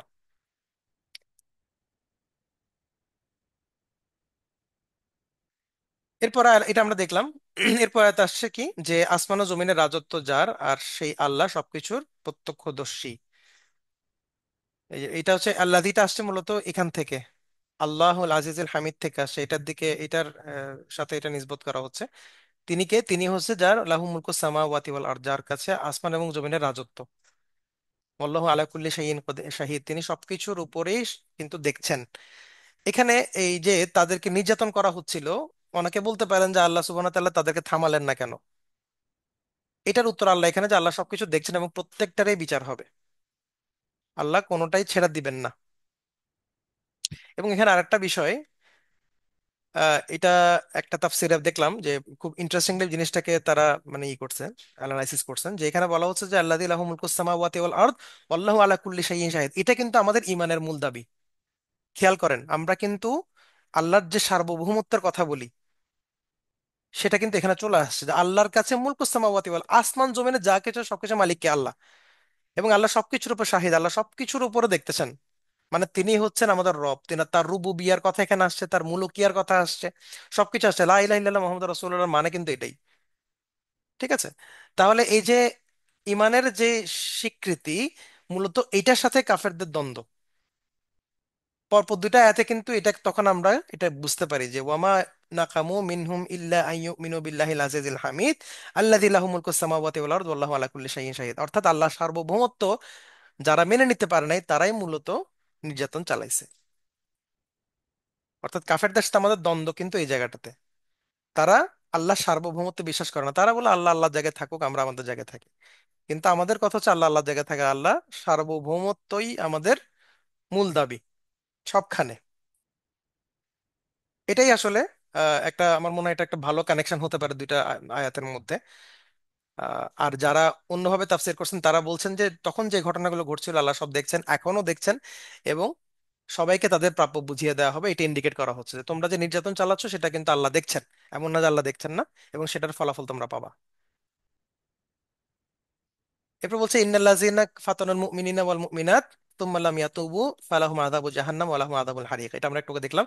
যারা মুমিনদেরকে কষ্ট দেয়, নির্যাতন করে, ফাতান মানে ফিতনা থেকে আসছে, যে নিজের মুমিন এবং মুমিন নারীদেরকে যারা কষ্ট দেয় এবং অতঃপর লাম ইয়াতুবু, অতঃপর তওবা করে না, ফালাহুম আযাবু জাহান্নাম, তাদের জন্য জাহান্নাম, আর ওয়ালাহুম আযাবুল হারিক। হারিক মানে হচ্ছে কিন্তু আগুন জ্বালিয়ে দেওয়া, আগুন, আগুনে পোড়ানো না, মানে আগুন জ্বালিয়ে পোড়ানো কাউকে, টু সেট অন ফায়ার যেটা আমরা বলি আর কি। তাহলে এখানে ওই যে আমরা দেখলাম তাবারির আলোচনাটা আমরা এখানে দেখলাম, এটা মাথায় আছে আমাদের। তবে এখানে যেটা বলা হচ্ছে যে মানে আহ, যারা নির্যাতন করেছিল আল্লাহ কিন্তু তাদের জন্য একটা উইন্ডো অফ রিপেন্টেন্স রেখেছিলেন, তাদেরকে তওবা করার সুযোগ কিন্তু আল্লাহ দিয়েছিলেন, এটা এখান থেকে বোঝা যায়। তুম্মা, খেয়াল করেন, এটা কিন্তু ইন্নাল্লাযিনা ফাতানুল মুমিনিনা ওয়াল মুমিনাত, যারা মুমিন এবং মুমিন নারীদের, নারী এবং পুরুষদের কষ্ট দিয়েছে বা নির্যাতন করেছে, অতঃপর তওবা করেনি। তার মানে অতঃপর যারা তওবা করেছে আল্লাহ তাদেরকে কিন্তু ছেড়ে দিয়েছেন, তাদের তওবা কবুল করেছেন। এটা কিন্তু আহ মানে হাসান আল বাসরি একটা চমৎকার কমেন্ট করছেন এটার উপরে। তিনি বলছেন যে আল্লাহ মানে সুবহান আল্লাহ, আল্লাহর বন্ধুদেরকে যারা আগুনে পোড়ালো আল্লাহ তাদেরকে তওবা করার সুযোগ দিয়েছেন। এরা তো ওয়ালি আল্লাহ, যারা আল্লাহর রাস্তায় জীবন দিয়ে দিল, তাই না? কিন্তু তাদেরকে পুড়িয়ে মারার মতো অপরাধ যারা করেছে আল্লাহ তাদেরকেও তওবার সুযোগ দিয়েছেন। এটা হচ্ছে আল্লাহর মহত্ব বড়ত্বের একটা প্রমাণ। আল্লাহ সবাইকে তওবা করার সুযোগ দেন, কেউ নাই কেউ নেয় না, এটা হলো কথা। তো এখানে আল্লাহ সুবহানাহু ওয়া তাআলা যারা নেয়নি তাদের কথা বলছে, যারা নেয়নি তাদেরকে আল্লাহ জাহান্নামে শাস্তি দেবেন এবং আগুনে দগ্ধ করার যন্ত্রণা দেবেন। অনেকে বলছেন এই আয়াতটা মূলত কুরাইশদের উদ্দেশ্যে নাজিল করা হয়েছিল। কুরাইশরা ওই মুহূর্তে মুসলিমদেরকে প্রচুর নির্যাতন করছিল, তখন যখন এই আয়াতটা নাজিল হয়েছে। হ্যাঁ, মানে এটা উদ্দেশ্য ছিল কুরাইশরা। এবং মাউসাতুত তাফসিরে একটা আলাপ দেখলাম যেখানে ইবনে আতিয়া রহিমাহুল্লাহ তার কথা আসছে, তিনি বলছেন যে যে এখানে কুরাইশদেরকে বলা হচ্ছে কারণ এই আয়াত নাজিল হওয়ার পরে অনেক কুরাইশ তখন কুফর ছেড়ে ইমানের পথে চলে আসে। কারণ তারা তখন দেখেছে যে তওবা করলে ফিরে মানে আল্লাহর মাফ পাওয়া সম্ভব, তারা কিন্তু তখন তওবা করে ইমান আনে। এই কারণে বলা হচ্ছে এটা কুরাইশদের ব্যাপারেও নাজিল হতে পারে। আচ্ছা, ফাথুল কাদিরে বলা হচ্ছে যে এখানে দুইবার আযাবের কথা বলা যায়, আযাবু জাহান্নাম এবং আযাবুল হারিক। অর্থাৎ আযাবু জাহান্নামটা মূলত কুফরের কারণে, তারা যে কুফরি করেছে সেজন্য, আর আযাবুল হারিক হচ্ছে তারা যে কুফরের উপর যে অতিরিক্ত যেসব অপরাধ করেছে, এই যে মুমিনদেরকে আগুন দিয়ে পুড়িয়েছে, নির্যাতন করেছে, সেটার জন্য আলাদা করে শাস্তি আল্লাহ উল্লেখ করেছেন। যদি আমরা তাবারির এক্সপ্লেনেশনটা না নেই, তাহলে আমরা এভাবে এটাকে তাফসীর করতে পারি যে এটা একবার জাহান্নামের আযাব, এবং এরপরে যে আগুনে পুড়িয়ে মারার জন্য যে আল্লাহ একটা কিসাস করতেছেন, একইভাবে তাদেরকেও আগুনে পুড়িয়ে আল্লাহ কষ্ট দিবেন, সেটা মিন করা হচ্ছে। রুহুল মানিতা অবশ্য তাবারির সাথে কিছুটা মানে আলুসি দেখলাম যে একই টোনে কথা বলছেন, তিনি বলতেছেন যে আগুনে পোড়ানোর শাস্তিটা মূলত দুনিয়ার যে শাস্তি সেটার কথা মিন করা হচ্ছে, এবং জাহান্নামের শাস্তিটা আখিরাতের শাস্তি। তো সেই অর্থে আমরা বলতে পারি যে তাদেরকে আসলে আগুনে পুড়িয়ে মারা হয়েছিল কাফেরদেরকে, এবং জাহান্নামের শাস্তিটা তাদের জন্য এখনো পেন্ডিং আছে। এবার বলছে যারা ঈমান আনে এবং সৎ কাজ করে তাদের জন্য রয়েছে জান্নাত, পাদদেশ দিয়ে বয়ে চলছে নির্ঝরণী এবং বিরাট সাফল্য। এটা খুবই কমন আয়াত, ইন্নাল্লাযীনা আমানু ওয়া আমিলুস সালিহাত লাহুম জান্নাতুন তাজরি মিন তাহতিহাল আনহার যালিকাল ফাওজুল কাবীর। এটার ব্যাখ্যা করছি না, এটা তো সবাই বুঝি আমরা। এবং বলছে ইন্না বাতশা রাব্বিকা লাশাদীদ, অর্থাৎ আল্লাহর যে গ্রিপ, যে পাকড়াও, সেটা কিন্তু অনেক বেশি কঠিন। এখন এই যে 10 নম্বর আয়াতটা আমরা একটু দেখি যে যারা মুমিন পুরুষ এবং নারীদের উপর জুলুম নিপীড়ন চালাও তারপর তওবা করে না তাদের জন্য হচ্ছে জাহান্নামের শাস্তি এবং আগুনে দগ্ধ যন্ত্রণা। 12 নম্বর বলছে তোমার পাকড়াও আর প্রতিপালকের পাকড়াও অবশ্যই বড় কঠিন। বলা হচ্ছে এই দুটো আয়াত মূলত প্রথম তিনটা শপথের বা কসমের জবাব। এটা মোটামুটি এটা এটা কুরতুবিতে আসছে। মোটামুটি অনেকেরই এটা মত যে ওই কসম তিনটা কেন খাওয়া হয়েছিল, এই দুটা আয়াতের জন্য, 10 এবং 12, এগুলো জবাবে কসম বলা হচ্ছে। এরপর বলছে ইন্নাহু হুয়া ইউবদি ওয়া ইউঈদ, অর্থাৎ তিনি প্রথমে শুরু করেন এবং সেটা তিনি রিপিট করেন। তাহলে এটার মানে কি? এটার মানে হচ্ছে অনেকে বলছেন যে এখানে আল্লাহ প্রথমে আমাদের সৃষ্টি করেছেন, এরপর আমাদের মৃত্যু হবে, তিনি আবার আমাদেরকে মৃত্যু থেকে আবার সৃষ্টি করবেন, অর্থাৎ পুনর্জাগরণ করবেন আমাদের, যেটা আমাদের নসর বলছি আমরা, ওটাকে ইন্ডিকেট করা হচ্ছে যে তিনি আমাদেরকে প্রথমবার বানিয়েছেন, আমরা মারা গেলাম, দ্বিতীয়বার এটা আবার বানানো। আল্লাহ বিভিন্ন জায়গায় কিন্তু রেফারেন্স দিয়েছেন এটার, যে তোমরা কি মনে করো আমি তোমাদেরকে আবার সৃষ্টি করতে পারবো না? তোমাদেরকে তো আমি কোনো কিছু থেকেই সৃষ্টি করি নাই, আউট অফ থিন এয়ার তোমাদেরকে আমি বানিয়েছি, আবার বানাতে আমার সমস্যা কোথায়? তো ওইটা যদি আমরা ইন্ডিকেট করি, চিন্তা করি, তাহলে কিন্তু ঠিক আছে এই কথাটাই, যে মূলত আল্লাহ আমাদেরকে সৃষ্টি করেছেন, এরপর আমাদের যে মৃত্যু হবে তারপর আবার আমাদেরকে তিনি যে পুনরুত্থান করবেন এটার দিকে ইন্ডিকেট করা হচ্ছে, যে তিনি বারবার আমাদেরকে সৃষ্টি করতে পারেন। তবে তাবারি বলছেন এখানে দুইটা মতামত আছে। একটা হচ্ছে আহ আমরা যেটা বললাম এখন যেটা বললাম যে সৃষ্টি, আরেকটা মতামত হচ্ছে এই যে এই যে আমরা সূরাটা পড়ছি সেই সূরার যে কনটেক্সট, সেটার উপর ডিপেন্ড করে আমরা আরেকটা তাফসির পাই, সেটা হচ্ছে আল্লাহর শাস্তিগুলো কিন্তু রিপিট হয়। অর্থাৎ তিনি আহ শাস্তি দেন, আবার রিপিট করেন শাস্তিটা, মানে শাস্তির পর শাস্তি, একবার তিনি শাস্তি দেন, আবার তিনি শাস্তি দিতে পারেন। অর্থাৎ আপনি যতবার মুমিনদের উপর নির্যাতনের ঘটনা দেখবেন ততবারই কিন্তু আল্লাহ এদেরকে শাস্তি দিবেন। এমন না যে একটা কাহিনী হয়ে গেছে তখন শাস্তি দিয়েছেন, এরপরে আবার শাস্তি তিনি দিবেন না, এরকম না। অর্থাৎ আমরা ধরে নিতে পারি যখনই জুলুম হবে তখনই আল্লাহ শাস্তি আসবে। ইন্নাহু হুয়া ইউবদি ওয়া ইউঈদ, তিনি শুরু করেন, সেটা আবার রিপিট করেন। তো এটা আমাদের জন্য একটা সাই অফ রিলিফ, যে আল্লাহ সুবহানাহু ওয়া তাআলা কোনো কিছুই কিন্তু ছেড়ে দিবেন না। আবার অনেকে বলছেন যে এটা মূলত দুনিয়াতে শাস্তি শুরু হওয়ার পর আবার আখিরাতেও যে তাদের উপর শাস্তি চলবে সেটাও ইন্ডিকেট করছে, অর্থাৎ শুরু করার পরে আবার রিপিট হবে সেটা। তো এখানে আসলে কি শুরু কি রিপিট আমরা অনেক রকম আলোচনা দেখলাম। ইবনে আব্বাস বলতেছেন এটা মূলত সবকিছুর জন্যই প্রযোজ্য, আল্লাহ সবকিছুই কিন্তু শুরু করেন এবং সেটা রিপিট করার ক্ষমতা রাখেন। এটা একটা জেনারেল আয়াত হিসেবে তিনি ইন্ডিকেট করছেন, এটা মাউসাতের তাফসিরে আসছে। ওয়াহুয়াল আজিজুল আজিজুল হামি সরি ওয়াহুয়া গাফুরুল ওয়াদুদ, ওয়াহুল গাফুরুল ওয়াদুদ মানে কি? গাফুর হচ্ছে যে ক্ষমা করে, এবং ওয়াদুদ মানে হচ্ছে যে খুব ভালোবাসে। মুহিব এবং ওয়াদুদের পার্থক্য এটা মোটামুটি মুফাসসিররা বেশ মানে আগ্রহের সাথে আলোচনা করছেন দেখলাম আমি। সেটা হচ্ছে যে ওয়াদুদ কে ওয়াদুদ আসলে সে যে হচ্ছে খুব বেশি বজম ফ্রেন্ড, মানে এত বেশি ভালোবাসে যে মানে কল্পনার বাইরে, এইরকম ভালোবাসা, অতিরিক্ত ভালোবাসাকে মানে ওয়াদুদ, মানে যে ভালোবাসা তাকে ওয়াদুদ বলা হয়। এবং বলা হয় মূলত ওয়াদুদ শব্দটা তার জন্য প্রযোজ্য যে তার বন্ধুকে ভালোবাসে। র্যান্ডমলি আপনি কাউকে ভালোবাসলেন সেটা ওয়াদুদ না, আপনি সেটা মুহিব হতে পারেন। আমার মুহিব্বান এরা, সেটা তারা আপনার মুহিব। কিন্তু আপনার ওয়াদুদ কে? আপনার ওয়াদুদ হচ্ছে সে যে আপনাকে অ্যাকচুয়ালি আপনার বন্ধু মনে করে, অর্থাৎ আপনার অন্তরের মানে অন্তরের সাথে সম্পর্ক আছে এরকম কাউকে তিনি ওয়াদুদ বলেন আর কি। কুর্তুবী বলতেছেন এই কথাটা, তার মানে হচ্ছে মূলত বন্ধুকে ভালোবাসার ক্ষেত্রে আমরা ওয়াদুদটা বুঝি। হ্যাঁ, এটার অর্থ হচ্ছে মূলত খুবই প্রিয় যারা। তার মানে আল্লাহ সুবহানাহু ওয়া তাআলা যখন কাউকে মানে ভালোবাসেন তিনি কিন্তু সিম্পলি ভালোবাসেন না, তিনি এমন ভাবে ভালোবাসেন যেটা আসলে ওয়াদুদের পর্যায়ে চলে যায়। কারণ সূরা মাইদাতে আল্লাহ কি বলতেছেন, তিনি তাদেরকে ভালোবাসেন আর তারাও তাকে ভালোবাসে। অর্থাৎ আল্লাহর ভালোবাসাটা কিন্তু আসলে মানুষের ভালোবাসার মতো না, অবভিয়াসলি সেটা এমন একটা পর্যায়ের ভালোবাসা যেটা হয়তো আমাদের আমাদের পক্ষেও এটা মানে কন্টেমপ্লেট করাটা ডিফিকাল্ট। আল্লাহ এতটাই ভালোবাসেন। অবশ্য আমরা সেটা বুঝি না আসলে, আমরা আল্লাহ আমাদের কতটা ভালোবাসতেছেন, ভালোবাসতেছেন বলে আমাদের এত অপরাধের মধ্যে আল্লাহ আমাদেরকে কিন্তু শাস্তি দিচ্ছেন না। হ্যাঁ। তো মুফাসসিররা বলতেছেন যে এইটার আসলে কোনো উদাহরণ দেওয়া সম্ভব না যে আল্লাহ কি পরিমাণ ভালোবাসেন তার খালেজ বান্দাদের অন্তরে। অন্তরেও আল্লাহ এক ধরনের ভালোবাসা তৈরি করে দেন। তাফসিরে সাদিতে তিনি বলতেছেন, শেখ সাদি বলতেছেন যে আল্লাহ তার মুখলিস বান্দাদের অন্তরে আল্লাহর জন্য এক ধরনের ভালোবাসা তৈরি করে দেন। এই ভালোবাসাটার কোনো কিন্তু জবাব নেই, আপনি এটা ধরতে পারবেন না, মানে এত ভালোবাসা। এটা আবার মানে ওইটা না, অনেকে মনে করেন যে কতগুলো যে ভণ্ডামি করে আল্লাহর মহব্বতের নামে, ওগুলা না। মানে অ্যাকচুয়ালি আল্লাহর প্রতি প্রেম ভালোবাসা এবং আল্লাহকে ভয় করে চলার পেছনে ওইটাই রিজন। হ্যাঁ। তাহলে এই যে ভালোবাসাটার কথা আল্লাহ বলছেন, এটা কিন্তু ওইটা, মানে এত বেশি ভালোবাসা যেটা আসলে কোনো ওজন করা সম্ভব না। তাহলে এটার উদ্দেশ্য কি? এটার উদ্দেশ্য হচ্ছে এই ভালোবাসার হচ্ছে আল্লাহর দাসত্বের মূল কথা, যে ভালোবাসার কারণে যাবতীয় ভালোবাসার পাত্রের উপর সেটা স্থান করে নাই। এটাই হলো মূল শিক্ষা, যে আল্লাহকে এমন ভাবে ভালোবাসতে হবে যেটা অন্য ভালোবাসার উপরে গালিব হবে, অন্য ভালোবাসার উপরে প্রাধান্য পাবে।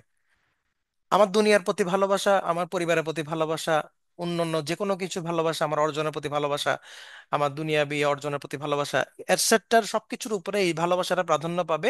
ওই লেভেলের ভালোবাসাটাই প্রয়োজন। হ্যাঁ, এমন ভালোবাসা যাতে না হয় যেটা আমার জন্য বিপদ এবং শাস্তির কারণ হয়ে দাঁড়ায়, অর্থাৎ আল্লাহর ভালোবাসাটার উপরে অন্য কোনো ভালোবাসা স্থান পেয়ে গেল, সেটা যাতে না হয়। তো আল্লাহ সুবহানাহু ওয়া তাআলা আমাদেরকে ভালোবাসেন এবং আমরাও তাদেরকে ভালোবাসবো, এটাই হচ্ছে মূল শিক্ষা এখান থেকে। এবং আমাদের ভালোবাসাটা হতে হবে এরকম যাতে আমাদের অন্য ভালোবাসাটার উপর প্রাধান্য না পায়।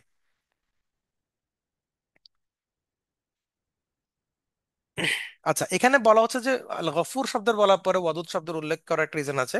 এটাও তিনি আলোচনা করছেন। তিনি বলছেন যে যারা আসলে তওবা করে আল্লাহ তাদের শুধু ক্ষমাই করবেন না, তাদেরকে ভালোবাসবেন। চিন্তা করে দেখেন, একজন পাপী বান্দা তওবা করার পরে আল্লাহ গফুর হবেন এবং তার জন্য ওয়াদুদও হবেন। তো এই জন্য তওবার গুরুত্ব অনেক বেশি। আমরা বেশি বেশি তওবা করবো, ইনশাল্লাহ ইস্তিগফার করবো, যাতে আল্লাহ আমাদেরকে আরো বেশি ভালোবাসেন।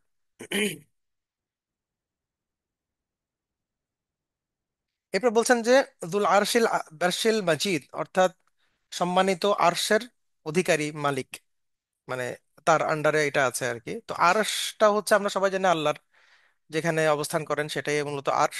এখানে মুকাতিল বিন সুলাইমান বলতেছেন যে আরশটা আসলে এত বড়, এটার যে ম্যাগনিটিউড বা এটার যে অবস্থা সেটা আসলে এত বিশাল যে আসমান জমিনকে যদি আরশের মধ্যে ফেলা হয়, মনে করেন আরশ একটা জায়গা, সেখানে আসমান জমিনকে একসাথে করে ফেলে দেয়া হলো, সেটা মরুভূমির মধ্যে একটা আংটি ফেলার মতো অবস্থা হবে।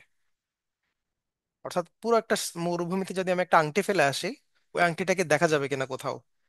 তো আসমান জমিন হবে আংটির মতো, আর পুরো মরুভূমির সাইজে হবে হচ্ছে আরশ। এত বড় আরশ। এবং আল্লাহ যে সবকিছুর উপরে, এখানে মিন করার জন্য মূলত আরশের কথা আসছে, যে আরশের অধিকারী মানে আহ এখানে আর আসলে কারা আল্লাহর এগেনস্টে যাচ্ছে, এই যে যাদের কথা এখানে আল্লাহ উল্লেখ করছেন, কারা যাচ্ছে আল্লাহর এগেনস্টে, যেই আল্লাহ আরশের অধিপতি, সেটার এগেনস্টে তারা যাচ্ছে। অর্থাৎ সবকিছু আল্লাহর সামনে কিন্তু অতি নগণ্য। হ্যাঁ। বরং আসমান জমিন কুরসি সবগুলোই মূলত আরশের আন্ডারে, সবগুলো তার ছোট ছোট। কাজেই তার বিরুদ্ধে বিদ্রোহ করে কেউ নিস্তার পাবে না, এটাই মূলত আল্লাহ বোঝানোর চেষ্টা করতেছেন এখানে। এবং এরপর বলছেন যে ফাআলু লিমা ইউরিদ, আল্লাহ যা চান তাই করেন। এখানে বেশ কিছু আকীদাগত আলোচনা আছে, এগুলো আমরা যাচ্ছি না। যেখানে অর্থাৎ বলা হচ্ছে আল্লাহ যেটা চান সেটা আল্লাহ করেই ছাড়েন বা করেন। আল্লাহ এমন কিছু চান না যেটা তিনি করেন না, এবং তিনি যদি কিছু চান সেটা তার করার থেকে তাকে কেউ বিরত রাখতে পারে না। তো এগুলো আসলে বিস্তারিত আমরা যাচ্ছি না, আমরা যেটা বুঝলাম এখানে অ্যাপারেন্ট মিনিংটা সেটাই, যে আল্লাহ যেটা চান সেটা করেন, এখানে তাকে বাধা দেওয়ার আসলে কারো ক্ষমতা নাই। তিনি যদি বলেন যে তাদেরকে শাস্তি দিবেন, আগুনে পুড়াই মারবেন, এটা হবেই হবে, আটকানোর কেউ নাই এখানে। এরপর আল্লাহ একটা আমাদের দৃষ্টি আকর্ষণ করার জন্য বলছেন হাল আতাকা হাদিসুল জুনুদ। ফিরাউন ওয়া সামুদ, আল্লাহ চাইলে কিন্তু হাদিসুল জুনুদ ফিরাউন ওয়া সামুদ এভাবে টানা বলতে পারতেন, কিন্তু আলাদা করে বলার কারণ হচ্ছে আমাদের একটা দৃষ্টি আকর্ষণ করা যে সৈন্যবাহিনীর খবর তোমার কাছে পৌঁছেছে কিনা। তখন মানুষ কিন্তু মাথা ফিরায় দেখে যে কিসের সৈন্য, কার সৈন্য, কিসের সৈন্য, এরকম। তো এটা কিন্তু একটা কোরআনের একটা সৌন্দর্য। তো বলছেন সৈন্যবাহিনীর খবর কি পৌঁছেছে কিনা ফিরাউন এবং সামুদের। তো ফিরাউন এবং সামুদের কাহিনী বলার পিছনের রিজনটা কি এখানে? এই ফিরআউন এবং সামুদের ঘটনাটা কি ছিল? আমরা তো এখানে ফিরআউন এবং সামুদের অনেক কাহিনী আছে। ফিরআউনের ঘটনাটা মূলত শেষের দিকের ঘটনাটা, যেটা মুসা আলাইহিস সালাম যখন তার কওম নিয়ে চলে যাচ্ছিলেন, তখন তাকে যে তাড়া করলো ফিরআউনের বাহিনী। এখানে ফিরআউন আহ, যেটা মানে ফিরআউন বলতে ফিরআউনের বাহিনীর কথা উল্লেখ করা হচ্ছে আর কি এখানে। তো তারা তাদেরকে মানে তাদের পেছনে তাড়া করে, তাড়া করে শেষ পর্যন্ত পানিতে ডুবে মরে। এই হলো মূল আলোচনা। আর সামুদের ঘটনাটা কি ছিল? সামুদের ঘটনা তাদেরকে মূলত ভূমিকম্প এবং একটা বিশাল আহ, মানে আওয়াজের মাধ্যমে তাদেরকে আল্লাহ একেবারে ভূপাতিত করে উল্টায় দেন। তারা মূলত আল্লাহর যেই উট ছিল সেটাকে হত্যা করে এবং নবীকে অস্বীকার করে, ইত্যাদি ইত্যাদি অনেক রকম তাদের অপরাধ ছিল। সবকিছুর কারণে আল্লাহ সুবহানাহু ওয়া তাআলা আযাবে তারা তারা পতিত হয়। তো এখানে ফিরআউন এবং সামুদের কথা বলে আল্লাহ বলছেন বালিল্লাযিনা কাফারু ফি তাকযীব, তারপরও তারা প্রত্যাখ্যান করেই যাচ্ছে। এই খবর কি তোমরা পাও নাই ফিরআউন এবং সামুদের? এটা কেন বলছেন আল্লাহ? দুইটা রিজন। একটা রিজন হচ্ছে ফিরআউন এবং সামুদকে তখন এই যে যারা এই এই যে আয়াতগুলো যাদেরকে শোনানো হচ্ছে কাফেরদেরকে, তাদের মধ্যে দুই রকম ছিল। একটা হচ্ছে ইহুদি এবং নাসারা একটা গ্রুপ, আর একটা হচ্ছে মুশরিক সেকেন্ড গ্রুপ, যারা আরব মুশরিক ছিল। এই দুইজনের কাছে কিন্তু এই দুইটা বাহিনীর তাৎপর্য আছে। ফিরআউনের তাৎপর্য আছে ইহুদি নাসারার কাছে, তারা ফিরআউনের কাহিনীগুলো জানতো।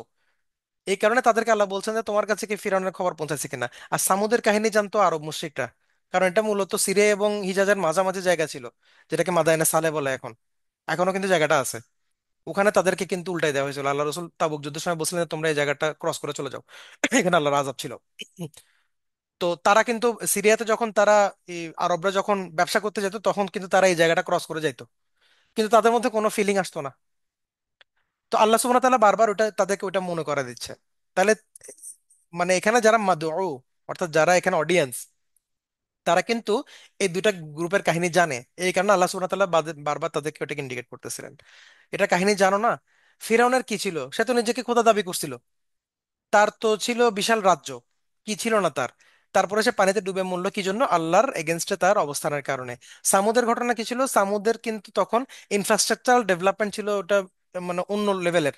তাদের আল্লাহ সুবহানাহু ওয়া তাআলা কিন্তু একটা কোরআনের আয়াতও আছে এরকম, যে আল্লাহ সুবহানাহু ওয়া তাআলা তাদের ব্যাপারে বলতেছেন যে তারা যে ওটাকে কি বলে আহ, ভবন নির্মাণ বা দালান নির্মাণ এসব ক্ষেত্রে তারা কিন্তু তখন এক্সেল করছিল।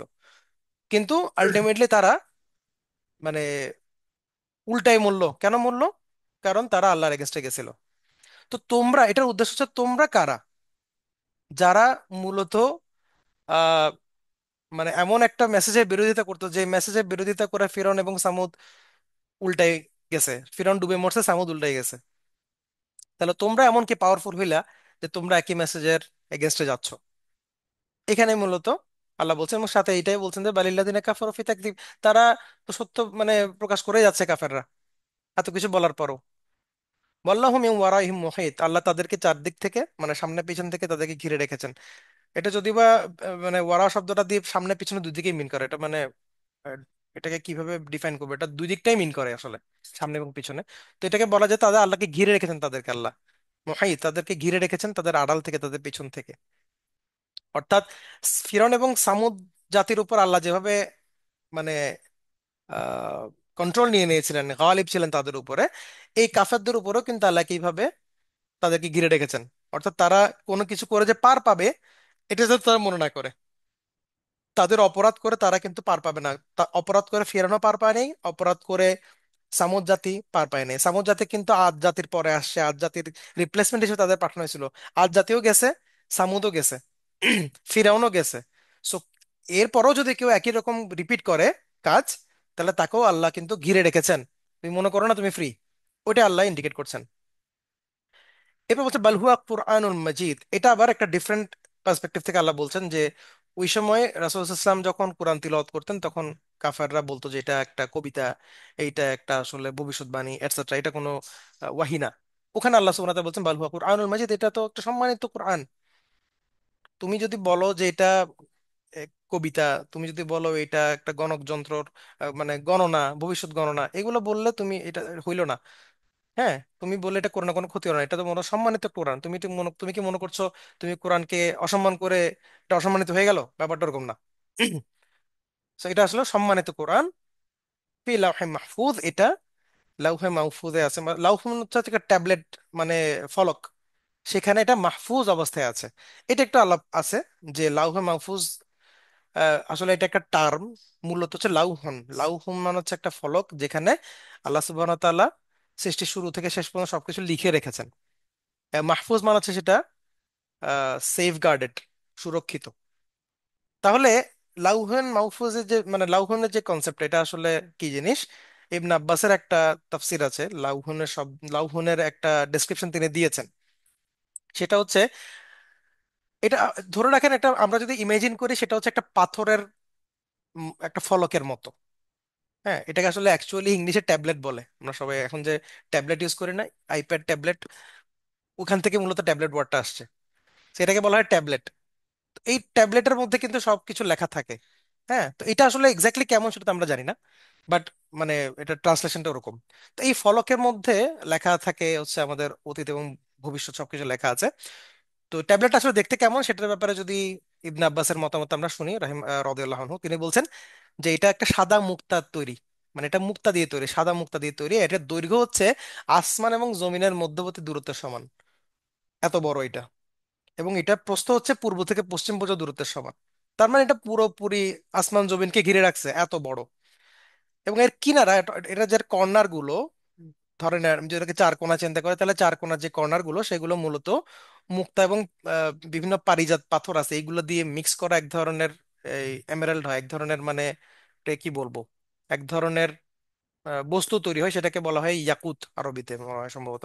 ওই ইয়াকুত দ্বারা তার কিনারাগুলো ডিজাইন করা, এবং এটার আবরণীগুলো মূলত লাল রঙের ইয়াকুত দিয়ে তৈরি করা। আর এটা এর কালামগুলা, অর্থাৎ এখানে যে কালাম যেগুলো লেখা আছে সেগুলো মূলত আরশের সাথে লাগানো অবস্থায় আছে এখন। আর এর মূল অংশটা একটা ফেরেশতার কোলে আছে, কোন একজন ফেরেশতা এটাকে কোলে নিয়ে বসে আছে। এটা ইবনে কাসির আসছে, দেখতে পারেন আপনারা।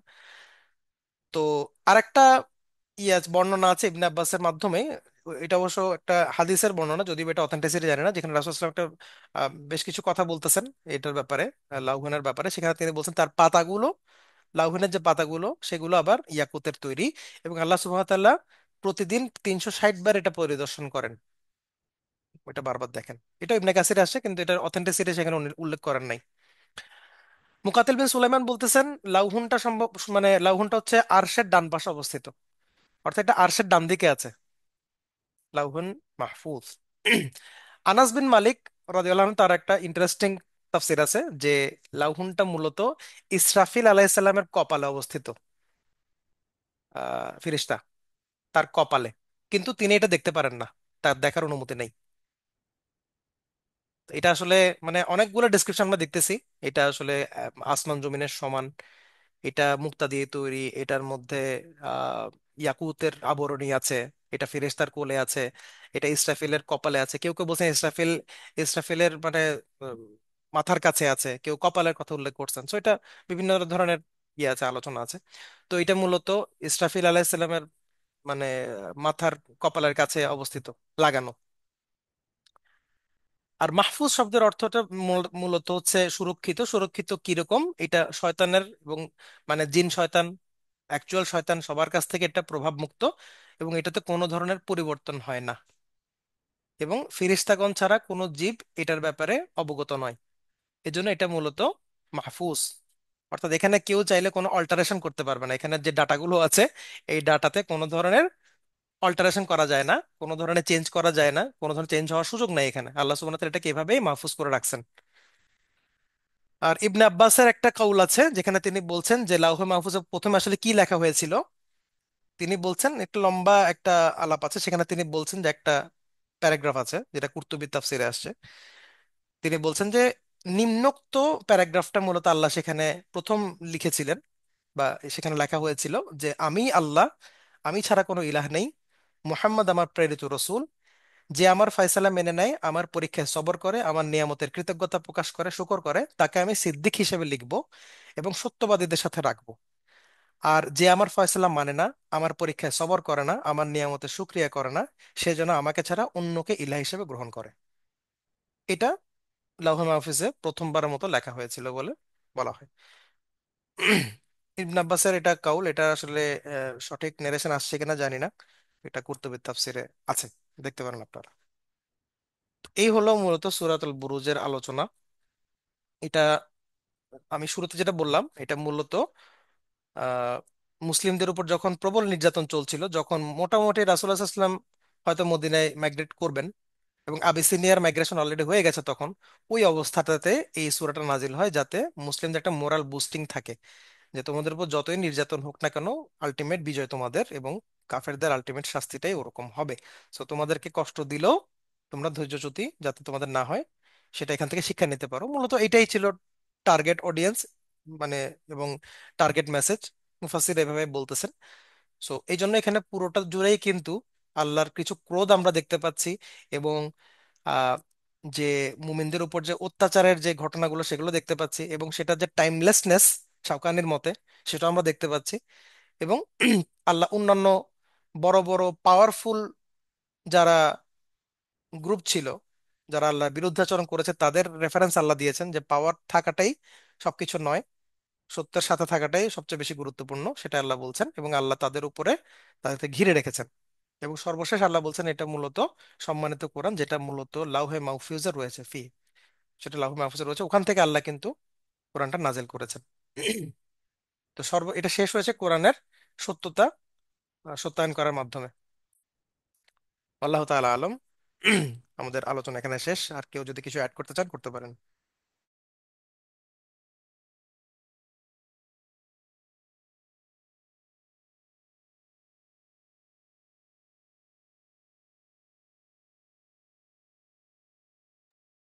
হ্যাঁ, নাহিদ শুরু করো। সালাম আলাইকুম ভাই। আমি সবাই দেখে চুপ করে আছে। আমি কিছু নোট নিয়ে দিয়েছিলাম। তো লাহ মাহফুজের আলোচনাটা আমি এর আগে কখনো এত ডিটেলসে শুনিনি আসলে। আজকে যেরকম ইবনে আব্বাসের কওয়ালের কথা বললেন না, এটা কখনো শুনিনি। আজকে আমি আসলে মানে এই জিনিসটা শুনে একটু অবাকই হচ্ছিলাম যে এই জিনিসটা কখনো এর আগে কেন শুনলাম না। লাহ মাহফুজ সম্পর্কিত আলোচনা আর কি। সূরা বুরুজ আলহামদুলিল্লাহ মানে অনেকবারে পড়া হয়েছে, এটা আলহামদুলিল্লাহ হিফজ আছে আমার। কিন্তু যখনই সূরা বুরুজ পড়তাম, এটার তাফসির পড়ার জন্য আসলে খুব একটা মানে ইন্ট্রিগ হয়ে নেই, কারণ সূরা বুরুজ একটা সরল ভাষায় আসলে মানে বর্ণনা করা হয়েছে আর কি। এখানে মূল যে গল্পটা আল্লাহ বর্ণনা করছে, ওই যে আপনার ওই যে শিশুটাকে মারা হয়েছিল ওর রবের নামে, এইটাই পড়তাম আর কি সংক্ষিপ্ত তাফসিরে। কিন্তু বাকি যেই ছোটখাটো বিষয়গুলো যে মানে ডিটেল তাফসির, এটা কখনো পড়ি নাই। আজকে শুনে খুব ভালোই লাগলো। তবে এই কওলের ব্যাপারটা, লাহ মাহফুজের কওলের ব্যাপারটা আজকে প্রথম জানলাম। একটা একটা মজার বিষয় মনে পড়লো যে আপনি যখন মাহফুজের ইয়ারা যে সংরক্ষিত আছে, বা এটা খুব সিল্ড বা মানে খুব আহ, জিনদের কাছ থেকে সংরক্ষণ করা হয়েছে বিষয়টাকে। তো এটা এটা আহ, শোনার সময় একটা কাহিনী মনে পড়লো যে আল্লাহ রাসূল তো একবার ইবন সাইদের কাছে গেছিলেন, যে সে আসলে দাজ্জাল কিনা এটা জানার জন্য। মনে আছে ওই যে ওমরকে নিয়ে গেছিলেন। তো আল্লাহ রাসূল তো ইবন সাইদকে কয়েকটা কোশ্চেন করছিল যে যে আমি একটা জিনিস লুকাচ্ছি মানুষের কাছ থেকে, বলো তো এটা কি। তো তখন হচ্ছে, আচ্ছা এই ঘটনাটা কি জানেন কিনা আপনারা কেউ? শেয়ার করো, শেয়ার, সবাই শুনুক। আচ্ছা যাক। তো আল্লাহ রাসূল বলতেছিল আমি তোমাদের কাছ থেকে একটা জিনিস লুকাচ্ছি, বলো তো কি। সো তখন একটা সূরা নাজিল হয়েছিল, যেটা আল্লাহ রাসূল তখনও পর্যন্ত রিভিল করেন নাই কারোর কাছে। তো ইবন সাইদ বলতেছিল যে হ্যাঁ আপনি লুকাচ্ছেন হচ্ছে আর দুঃখ। তো একটু বলার পর আল্লাহ রাসূল হচ্ছে ওকে ধাক্কা দিয়ে সরা দেয় আর কি। তখন পর্যন্ত আসলে সূরা দুখানটা হচ্ছে নাজিল হয়েছিল, যেটা আল্লাহ রাসূল এখনো পর্যন্ত রিভিল করেন নাই। তো ইবন সাইদ এই বিষয়টার রিয়েলি আল্লাহ রাসূলকে বলছিল আর দুঃখ। তো এই কোরআন নাজিলের সময় যে আল্লাহ সুবহানাহু ওয়া তাআলা এটাকে প্রশ্ন দিচ্ছে যে জিনরা তো আকাশে মেরে শুনছে প্রথম থেকে। তো তত কোরআনকে খুব প্রোটেক্ট যেন জিনরা এই বিষয়টা না জানতে পারে, খুব প্রোটেক্টেড জিনিস আর কি। তা ইবন সাইদ ইবন সাইদ এই বিষয়টা পার্সিয়ালি জানতে পারছিল। এটা থেকে ওই বিষয়টা বোঝা যায় যে আসলে জিনেরা ওই যে সত্যের সাথে মিথ্যা মিশ্রিত করতো, বা কিছু কিছু বিষয় ওরা জানতো বা আজ করতে পারতো, কিন্তু পুরোপুরি কোরআনটা ওরা মানে ডিসক্লোজড অবস্থায় পান নাই। ইয়ার মানে যখন এটা রিভিল হচ্ছিল আর কি। এটা এই মাহফুজ বলার মানে মাহফুজ শব্দটা থেকে আমার মাথায় আসলো আর কি, এই ইবন সাইদের ঘটনাটা। আর আরো কিছু নোট আমি নিছি, এর মধ্যে আপনারা কেউ কিছু শেয়ার করুন কিনা, নাহলে একটা নামে বকবক করে যাবে, জন্য আমি মানে আপাতত একটা পজ দিতেছি। সাহিল ভাইয়ের কাছে শুনতে চাই, সাহিল ভাই কি আছেন কিনা?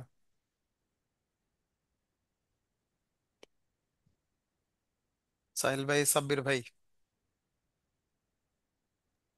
আমি আছি, কিন্তু ওরকম অ্যাড করার মতো কোনো কিছু নাই আর কি। শুনে গেছি সব। মেহেদি ভাই কিছু বলবেন? ভাই আজকে তো বেশিক্ষণ পাইনি, আমি শুনি আজকে আপনাদের। আচ্ছা, আব্দুল্লাহ।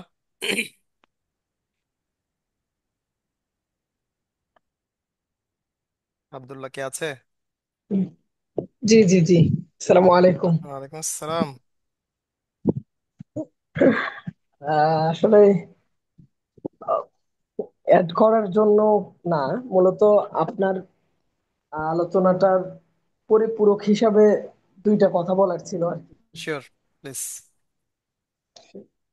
সেটা হচ্ছে যে যেগুলো বলছেন, আহ, আগে আমি আমার জায়গা থেকে একটা জিনিস বলি। সেটা হচ্ছে যে আমি আপনি যখন এই আয়াতটা পড়লেন, আহ, মানে ফেরাউনের সাথে সামুদের যে সম্পর্কটা, এখানে আয়াতটা আমি পাচ্ছি কই, আহ একটু হাল আতাকা ও- হাদিসুল জুনুদ ওয়াফির, ফিরআউন ওয়া সামুদ। হ্যাঁ ফেরাউন ওয়া সামুদ, এই আয়াতটা থেকে আমি পাশের একটা সূরা ছিল আমাদের, সূরা সূরা সূরা সূরা ফজর থেকে একটা নোট নিয়েছি। ওখানে আসছে হচ্ছে যে ওয়া সামুদ আল্লাযীনা জাবু যাবু সখরা সাখরা বিল বিল ওয়াদ ওয়াদ ওয়া ওয়া ফিরআউন যুল ফিরআউন যিল আউতাদ। আউতাদ। এইখানে মূলত আমি যে জিনিসটা আমার কাছে কানেকশন মনে হয়েছে, সেটা হচ্ছে যে আল্লাহ সূরা বুরুজেও ফেরাউনের সাথে সামুদের একটা কানেকশন দেখাইছেন, আমাদেরকে একটা কানেক্টিভিটি দেখাইছেন। আহ, সে সে জায়গা থেকে আবার সূরা ফজরের মধ্যেও সেম তাদের কিছু খাসিয়াত বর্ণনা করে কানেক্টিভিটি দেখাইছেন, যে সেও আওতাদ ছিল, যে আবু রবিল ওয়াদ ছিল। হ্যাঁ, এই বিষয়গুলো কিন্তু মানে একটা আরেকটার সাথে কেন জানি মানে সম্পর্কযুক্ত, এই বিষয়টা একটা ছিল। আর আরেকটা বিষয় যেটা 14 নম্বর আয়াতে আমার একটু অ্যাড করা, সেটা হচ্ছে, একটু আমি আয়াতটা দেখি। 14 নম্বর আয়াত। ওয়াহুয়াল গফুরুল ওয়াদুদ। জি, হ্যাঁ, আমার কথা কি স্পষ্ট শোনা যাচ্ছে? স্পষ্ট শোনা যাচ্ছে, বলো। জি, ওয়াহুয়াল গফুরুল ওয়াদুদ, এখানে আপনি ব্যাখ্যার ক্ষেত্রে বললেন যে ইস্তিগফার করতে হবে, এবং নবী সাল্লাল্লাহু আলাইহি ওয়াসাল্লাম ইস্তিগফার করতেন। সে জায়গা থেকে আমি একটা জিনিস, যেটা নূহ আলাইহিস সালাম তার কওমকে বলছিলেন, যে ইউরসিলিস সামা আলাইকুম মুদরারা, তার আগের আয়াত হচ্ছে ফাকুল তুস্তাগফিরু রাব্বাকুম ইন্নাহু কানা গফফারা। যদি তোমরা রবের কাছে ক্ষমা চাও, সেক্ষেত্রে ইউরসিলিস সামা আলাইকুম মিদরারা, তিনি তোমাদেরকে আসমান থেকে রিজিক দিবেন, আসমান থেকে বৃষ্টি বর্ষণ করবেন। আবার বলছেন ওয়ায়ুমদিদকুম বিআমওয়ালি ওয়া বানিন, তিনি তোমাদেরকে সন্তানে সম্পদে বরকত দিবেন। এই সব কিছুর মূল উৎস হচ্ছে ইস্তেগফার। মূল শর্ত হইছে সূরা নূহের মধ্যে পাওয়া যায়, ফাকুল তুস্তাগফিরু রাব্বাকুম, যদি তোমরা তোমাদের রবের নিকট ইস্তেগফার করো, ইন্নাহু কানা গফফারা, নিশ্চয়ই তিনি তোমাদেরকে ক্ষমা করবেন। এবং তারপরে যে রেজাল্ট, এক্সট্রা বোনাস বেনিফিট, এগুলো হচ্ছে যে ইউরসিল ইসলামা আলাইকুম মিদরারা, এই সেম সেম এই এই জিনিসগুলো, এটা একটা বিষয়। এই জিনিসটা খুব ইন্টারেস্টিং, এবং মানে এই জিনিসটা আমাকে এখানে একটু অ্যাড করার মতো মনে হয়েছে আর কি। আর হুম। আরেকটা বিষয়, সেটা হচ্ছে আহ সূরাতুল বুরুজ। এই বুরুজ শব্দটা নিয়ে আমি এর আগে আসলে এভাবে পড়ি নাই, আজকে একটু দেখছিলাম। এটা আবার কোরআনের অন্য জায়গায় আসছে। বুরুজ শব্দের অর্থ হচ্ছে প্রসাদ, মানে প্রাসাদ, প্রসাদ প্রাসাদ, না মানে প্রাসাদ। প্রাসাদ আর কি। জি, বড় দালান। ওয়ালাউ কুনতুম ফি বুরুজিম মুশাইয়াদা হ্যাঁ, আইনামা তাকুনু তাই না, তো কোনো ইউদরিককুমুল মাউত ওয়ালাউ যেখানে যাবা। কুনতুম ফি বুরুজিম। হ্যাঁ, হ্যাঁ, হ্যাঁ, এই জিনিসটা বেশ ইন্টারেস্টিং যে একই শব্দ একই লাহাজা থেকে আসতেছে, মাদ্দা ব্যবহার একই, বাট আল্লাহ মানে একই এক এক শব্দকে এক এক রকম ভাবে, কখনো নক্ষত্র, কখনো আহ কখনো প্রাসাদ, প্রাসাদ।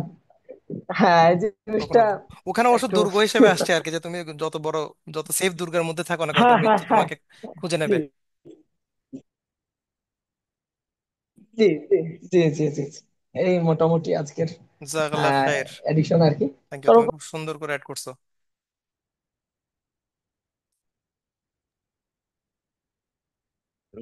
আর কেউ কে আছেন? সাহিল ভাই তো হারিয়ে গেলেন। আমাদের আবির বিন আইয়ুব খানকে দেখতে পাচ্ছি। আবির, বহুদিন পরে, ওয়েলকাম ব্যাক। السلام عليكم. ওয়ালাইকুম আসসালাম শেখ, কেফ আল হাল? আপনারা এত শুদ্ধ বাংলায় চলিত ভাষায় কথা বলতেছেন, আমি তো মনে করতেছি এখানে অনেক খুবই নগণ্য সদস্য না আছি, শুনতেছি আপনাদের কথাবার্তা। ওকে। আচ্ছা, তাহলে তো কি নাহিদ কিছু অ্যাড করবো আর? আল্লাহ সুবহানাহু ওয়া তাআলা শাস্তির একটা আয়াত আসছিল না, এই আয়াত একটু জানতো। আস্তে তো অনেক আয়াত আসছিল। কোনটা? শুরুর দিকে এটা? এটা নাকি? আযাবু হ্যাঁ, জাহান্নাম ওয়া আযাবুল হারিক। এটাও ধরতে পারেন, সমস্যা নেই, যে কোনো একটা শাস্তি আয়াতে আমি বলতে চাই। এটা এটা আছে, হচ্ছে এটাও আছে, পাকড়াও বড় কঠিন হ্যাঁ, বাদশা পাকড়াও বেকালা শাদীদ। কাছাকাছি আছে, সমস্যা নেই। হুম, এইটা নিয়ে হচ্ছে আমার একটা আনুষ্ঠানিক, যেমন আর কি, যেমন ধরেন মানুষ যখন, ধরেন, যত বড়ই জুলুম করুক, ধরেন আপনার চোখে সবচেয়ে নিকৃষ্ট পরিমাণ জুলুম কেউ করছে, হ্যাঁ, এখন তাকে ধরেন গণপিটুনি দেওয়া হইতেছে, বা তাকে ধরেন আহ খুব মর্মান্তিক শাস্তি আপনার চোখের সামনে দেওয়া হচ্ছে, হুম, আপনার মনটা কিন্তু একটা সার্টেন পয়েন্টে কাঁদবে। মানে এটা মনুষ্যত্বের কারণে, যে যেমন ধরেন আপনার তখন মনে আছে ঠিক আছে, এটা তো আইন আছে, আইন দেখুক না, মানে তাকে শাস্তি দেওয়া কিন্তু আমার চোখের সামনে না, বুঝছেন? হুম, এখন এইটা আমি feel করছি, যেমন ধরেন আহ, ফেসবুকে বা অন্য কোনো সোশ্যাল মিডিয়ায় যত ধরনের মানুষকে মানে কষ্ট দেওয়া হচ্ছে, যত ধরনের ভিডিও বা চোখে আসছে, আহ, মানে এট সাম পয়েন্ট আমার কাছে এই জিনিসটা আমি নিতে পারতেছিলাম না। আমার কাছে মনে হচ্ছে এই শাস্তিটা আড়ালে দিলেও পারতো, বা এই শাস্তিটা আহ মানে কষ্ট লাগছে আর কি। তো মানে মানুষের ক্ষেত্রে যেটা হয় যে আমরা একটা পাপী বান্দা যত পাপিষ্ঠই হোক, যখন তাকে শাস্তি দেওয়া হয় আমাদের মনুষ্যত্বের কারণে, আমরা একটা সার্টেন পয়েন্টে তার কষ্ট দেখে আমরা নিজেরা ব্যথিত হই, হয়তো মুখ দিয়ে বলি না, কিন্তু ব্যথিত হই, মনে হয় যে আহ, মানে তার বিচারটা আড়াল হোক বা কেমন, আমি জানি না এটা আপনাদের সাথে মিলে কিনা, কিন্তু ইউজুয়ালি মানুষ দেখলে কষ্টটা পায় আর কি। তো আল্লাহ সুবহানাহু ওয়া তাআলা পাকড়াও ব্যাপারগুলো, মানে আমরা যে কয়েকটা জায়গায় আল্লাহ সুবহানাহু ওয়া তাআলার সিফাতকে মানুষের পর্যায়ে নামায় নিয়ে আসি, এর মধ্যে একটা হচ্ছে মানুষের শাস্তি দেওয়ার ক্ষেত্রে। যেমন ধরেন আহ যত বড়ই পাপ করুক, আমাদের চোখের সামনে শাস্তি দিলে আমরা কষ্ট পাই, আল্লাহ সুবহানাহু ওয়া তাআলা একটা সার্টেন টাইম পরে কষ্ট পাবেন না। মানে বিষয়টা হচ্ছে এটা যে আল্লাহ সুবহানাহু ওয়া তাআলা যখন ধরবেন, এই যে বললেন না যে আল্লাহ সুবহানাহু ওয়া তাআলা পাকড়াও বড় কঠিন পাকড়াও, বা জাহান্নামের শাস্তি, আগুনে দগ্ধ হইতে থাকবে বছর পর বছর, মানে যুগের পর যুগ, অনন্তকাল ধরে দগ্ধ হইতে থাকবে। এখন আপনি এট সাম পয়েন্ট যদি কম্পেয়ার করেন যে আচ্ছা, মানুষ দুনিয়াতে কি এমন পাপ করছে, আল্লাহ একটা পর একটা শাস্তি দিতেই থাকবে, বিষয় পর্যায়ে অনেকে চিন্তা করতে পারে কঠিন শাস্তি আল্লাহ দিবেন। এখন দেখেন দুনিয়াতে আল্লাহ সুবহানাহু ওয়া তাআলা মানুষকে এমন পরিমাণে ছাড় দিয়ে রাখছে যে যত বড়ই পাপ করুক, অন্যায় করুক, খুব কম এক্সাম্পল ছাড়া বেশিরভাগ ক্ষেত্রে আল্লাহ সুবহানাহু ওয়া তাআলা কিন্তু তার উপরে ডিরেক্ট আযাবটা ঢাইলা দিতেছেন না। তাকে একটা সার্টেন টাইম পর্যন্ত কিন্তু তওবার দরজা খোলা রাখছেন, তারপর তাকে দাওয়াতের ব্যবস্থা করে দিচ্ছেন। তার প্রতি যে আল্লাহ সুবহানাহু ওয়া তাআলা যে উদার, মানে আর রহমান রাহিম, যে আল্লাহ সুবহানাহু ওয়া তাআলা যে একটা লাইক দয়া মায়ার যে ব্যাপার, তার মধ্যে কিন্তু এটা করে রাখছেন, কিন্তু মরার পরে না। কাফেররা মরার পর যে শাস্তির কথা বলছে আল্লাহ সুবহানাহু ওয়া তাআলা, এই সূরার মধ্যেই আল্লাহ সুবহানাহু ওয়া তাআলা কাফেরদেরকে একটা এক্সিট পয়েন্ট দিচ্ছে যে তওবা করলে আল্লাহ তোমাদের প্রতি মাফ করে দিবেন বা তোমাদেরকে ভালোবাসবেন, তাই না? কিন্তু কাফেররা মরার পর এমন কোন আয়াত আছে যে কাফেররা মরার পর ওদেরকে খুব মানে না, খুব এটা ছাড় তো দেওয়া? যখন জীবিত আছে তখন অপশন আর কি। ওই যে ফিরাউনকে তো শেষ মুহূর্তে সুযোগ দেওয়া হয় নাই। এক্স্যাক্টলি। তো আল্লাহ সুবহানাহু ওয়া তাআলা যে শাস্তির ব্যাপারগুলো, এটা কিন্তু অ্যাবসলিউট শাস্তি এইখানে। মুমিনদের বাদ দিয়ে আর কি, মুমিনরা তো আল্লাহ সুবহানাহু ওয়া তাআলা মানে কবরের মধ্যেও শাস্তি দিয়া তার গুনাহ মাফ করাবেন, ভুগবে, দাঁড়ায় থাকবে বা কষ্ট পাবে, ইনফ্যাক্ট যাওয়ার পরও বা জাহান্নামে যাওয়ার পরও তাকে আল্লাহ সুবহানাহু ওয়া তাআলা ঘুরায় কিন্তু জান্নাতে আন। সে যখন আসলে আছে, এটা কিন্তু ভাই মানে ভয়ঙ্কর বিষয়। আল্লাহ সুবহানাহু ওই ক্ষেত্রে কিন্তু ওনার অ্যাবসলিউট শাস্তিটা দিবেন। এবং হাজার হাজার বছর অনন্তকাল বছর ধরে দিবে। তো ওই আল্লাহর ধরাটা আসলে মানে খুব ইজি না আর কি জিনিসটা, যে আল্লাহ সুবহানাহু ওয়া তাআলা যাদেরকে মানে একবারে চিহ্নিত করে রাখছেন ওদেরকে মরার পরে ধরবেন, ওরা আসলে আতঙ্কিত হওয়ার কারণ আছে, অনেক কারণ আছে। আল্লাহ আমাদের হেফাজত করুক। তো থ্যাংক ইউ, আজকে আমরা তাহলে এখানে থামি ইনশাল্লাহ। সুবহানাকা আল্লাহুম্মা বিহামদিক আশহাদু আল্লা ইলাহা ইল্লা আনতা আস্তাগফিরুকা ওয়া আতুবু ইলাইক। আসসালামু আলাইকুম ওয়া রাহমাতুল্লাহি ওয়া বারাকাতুহু।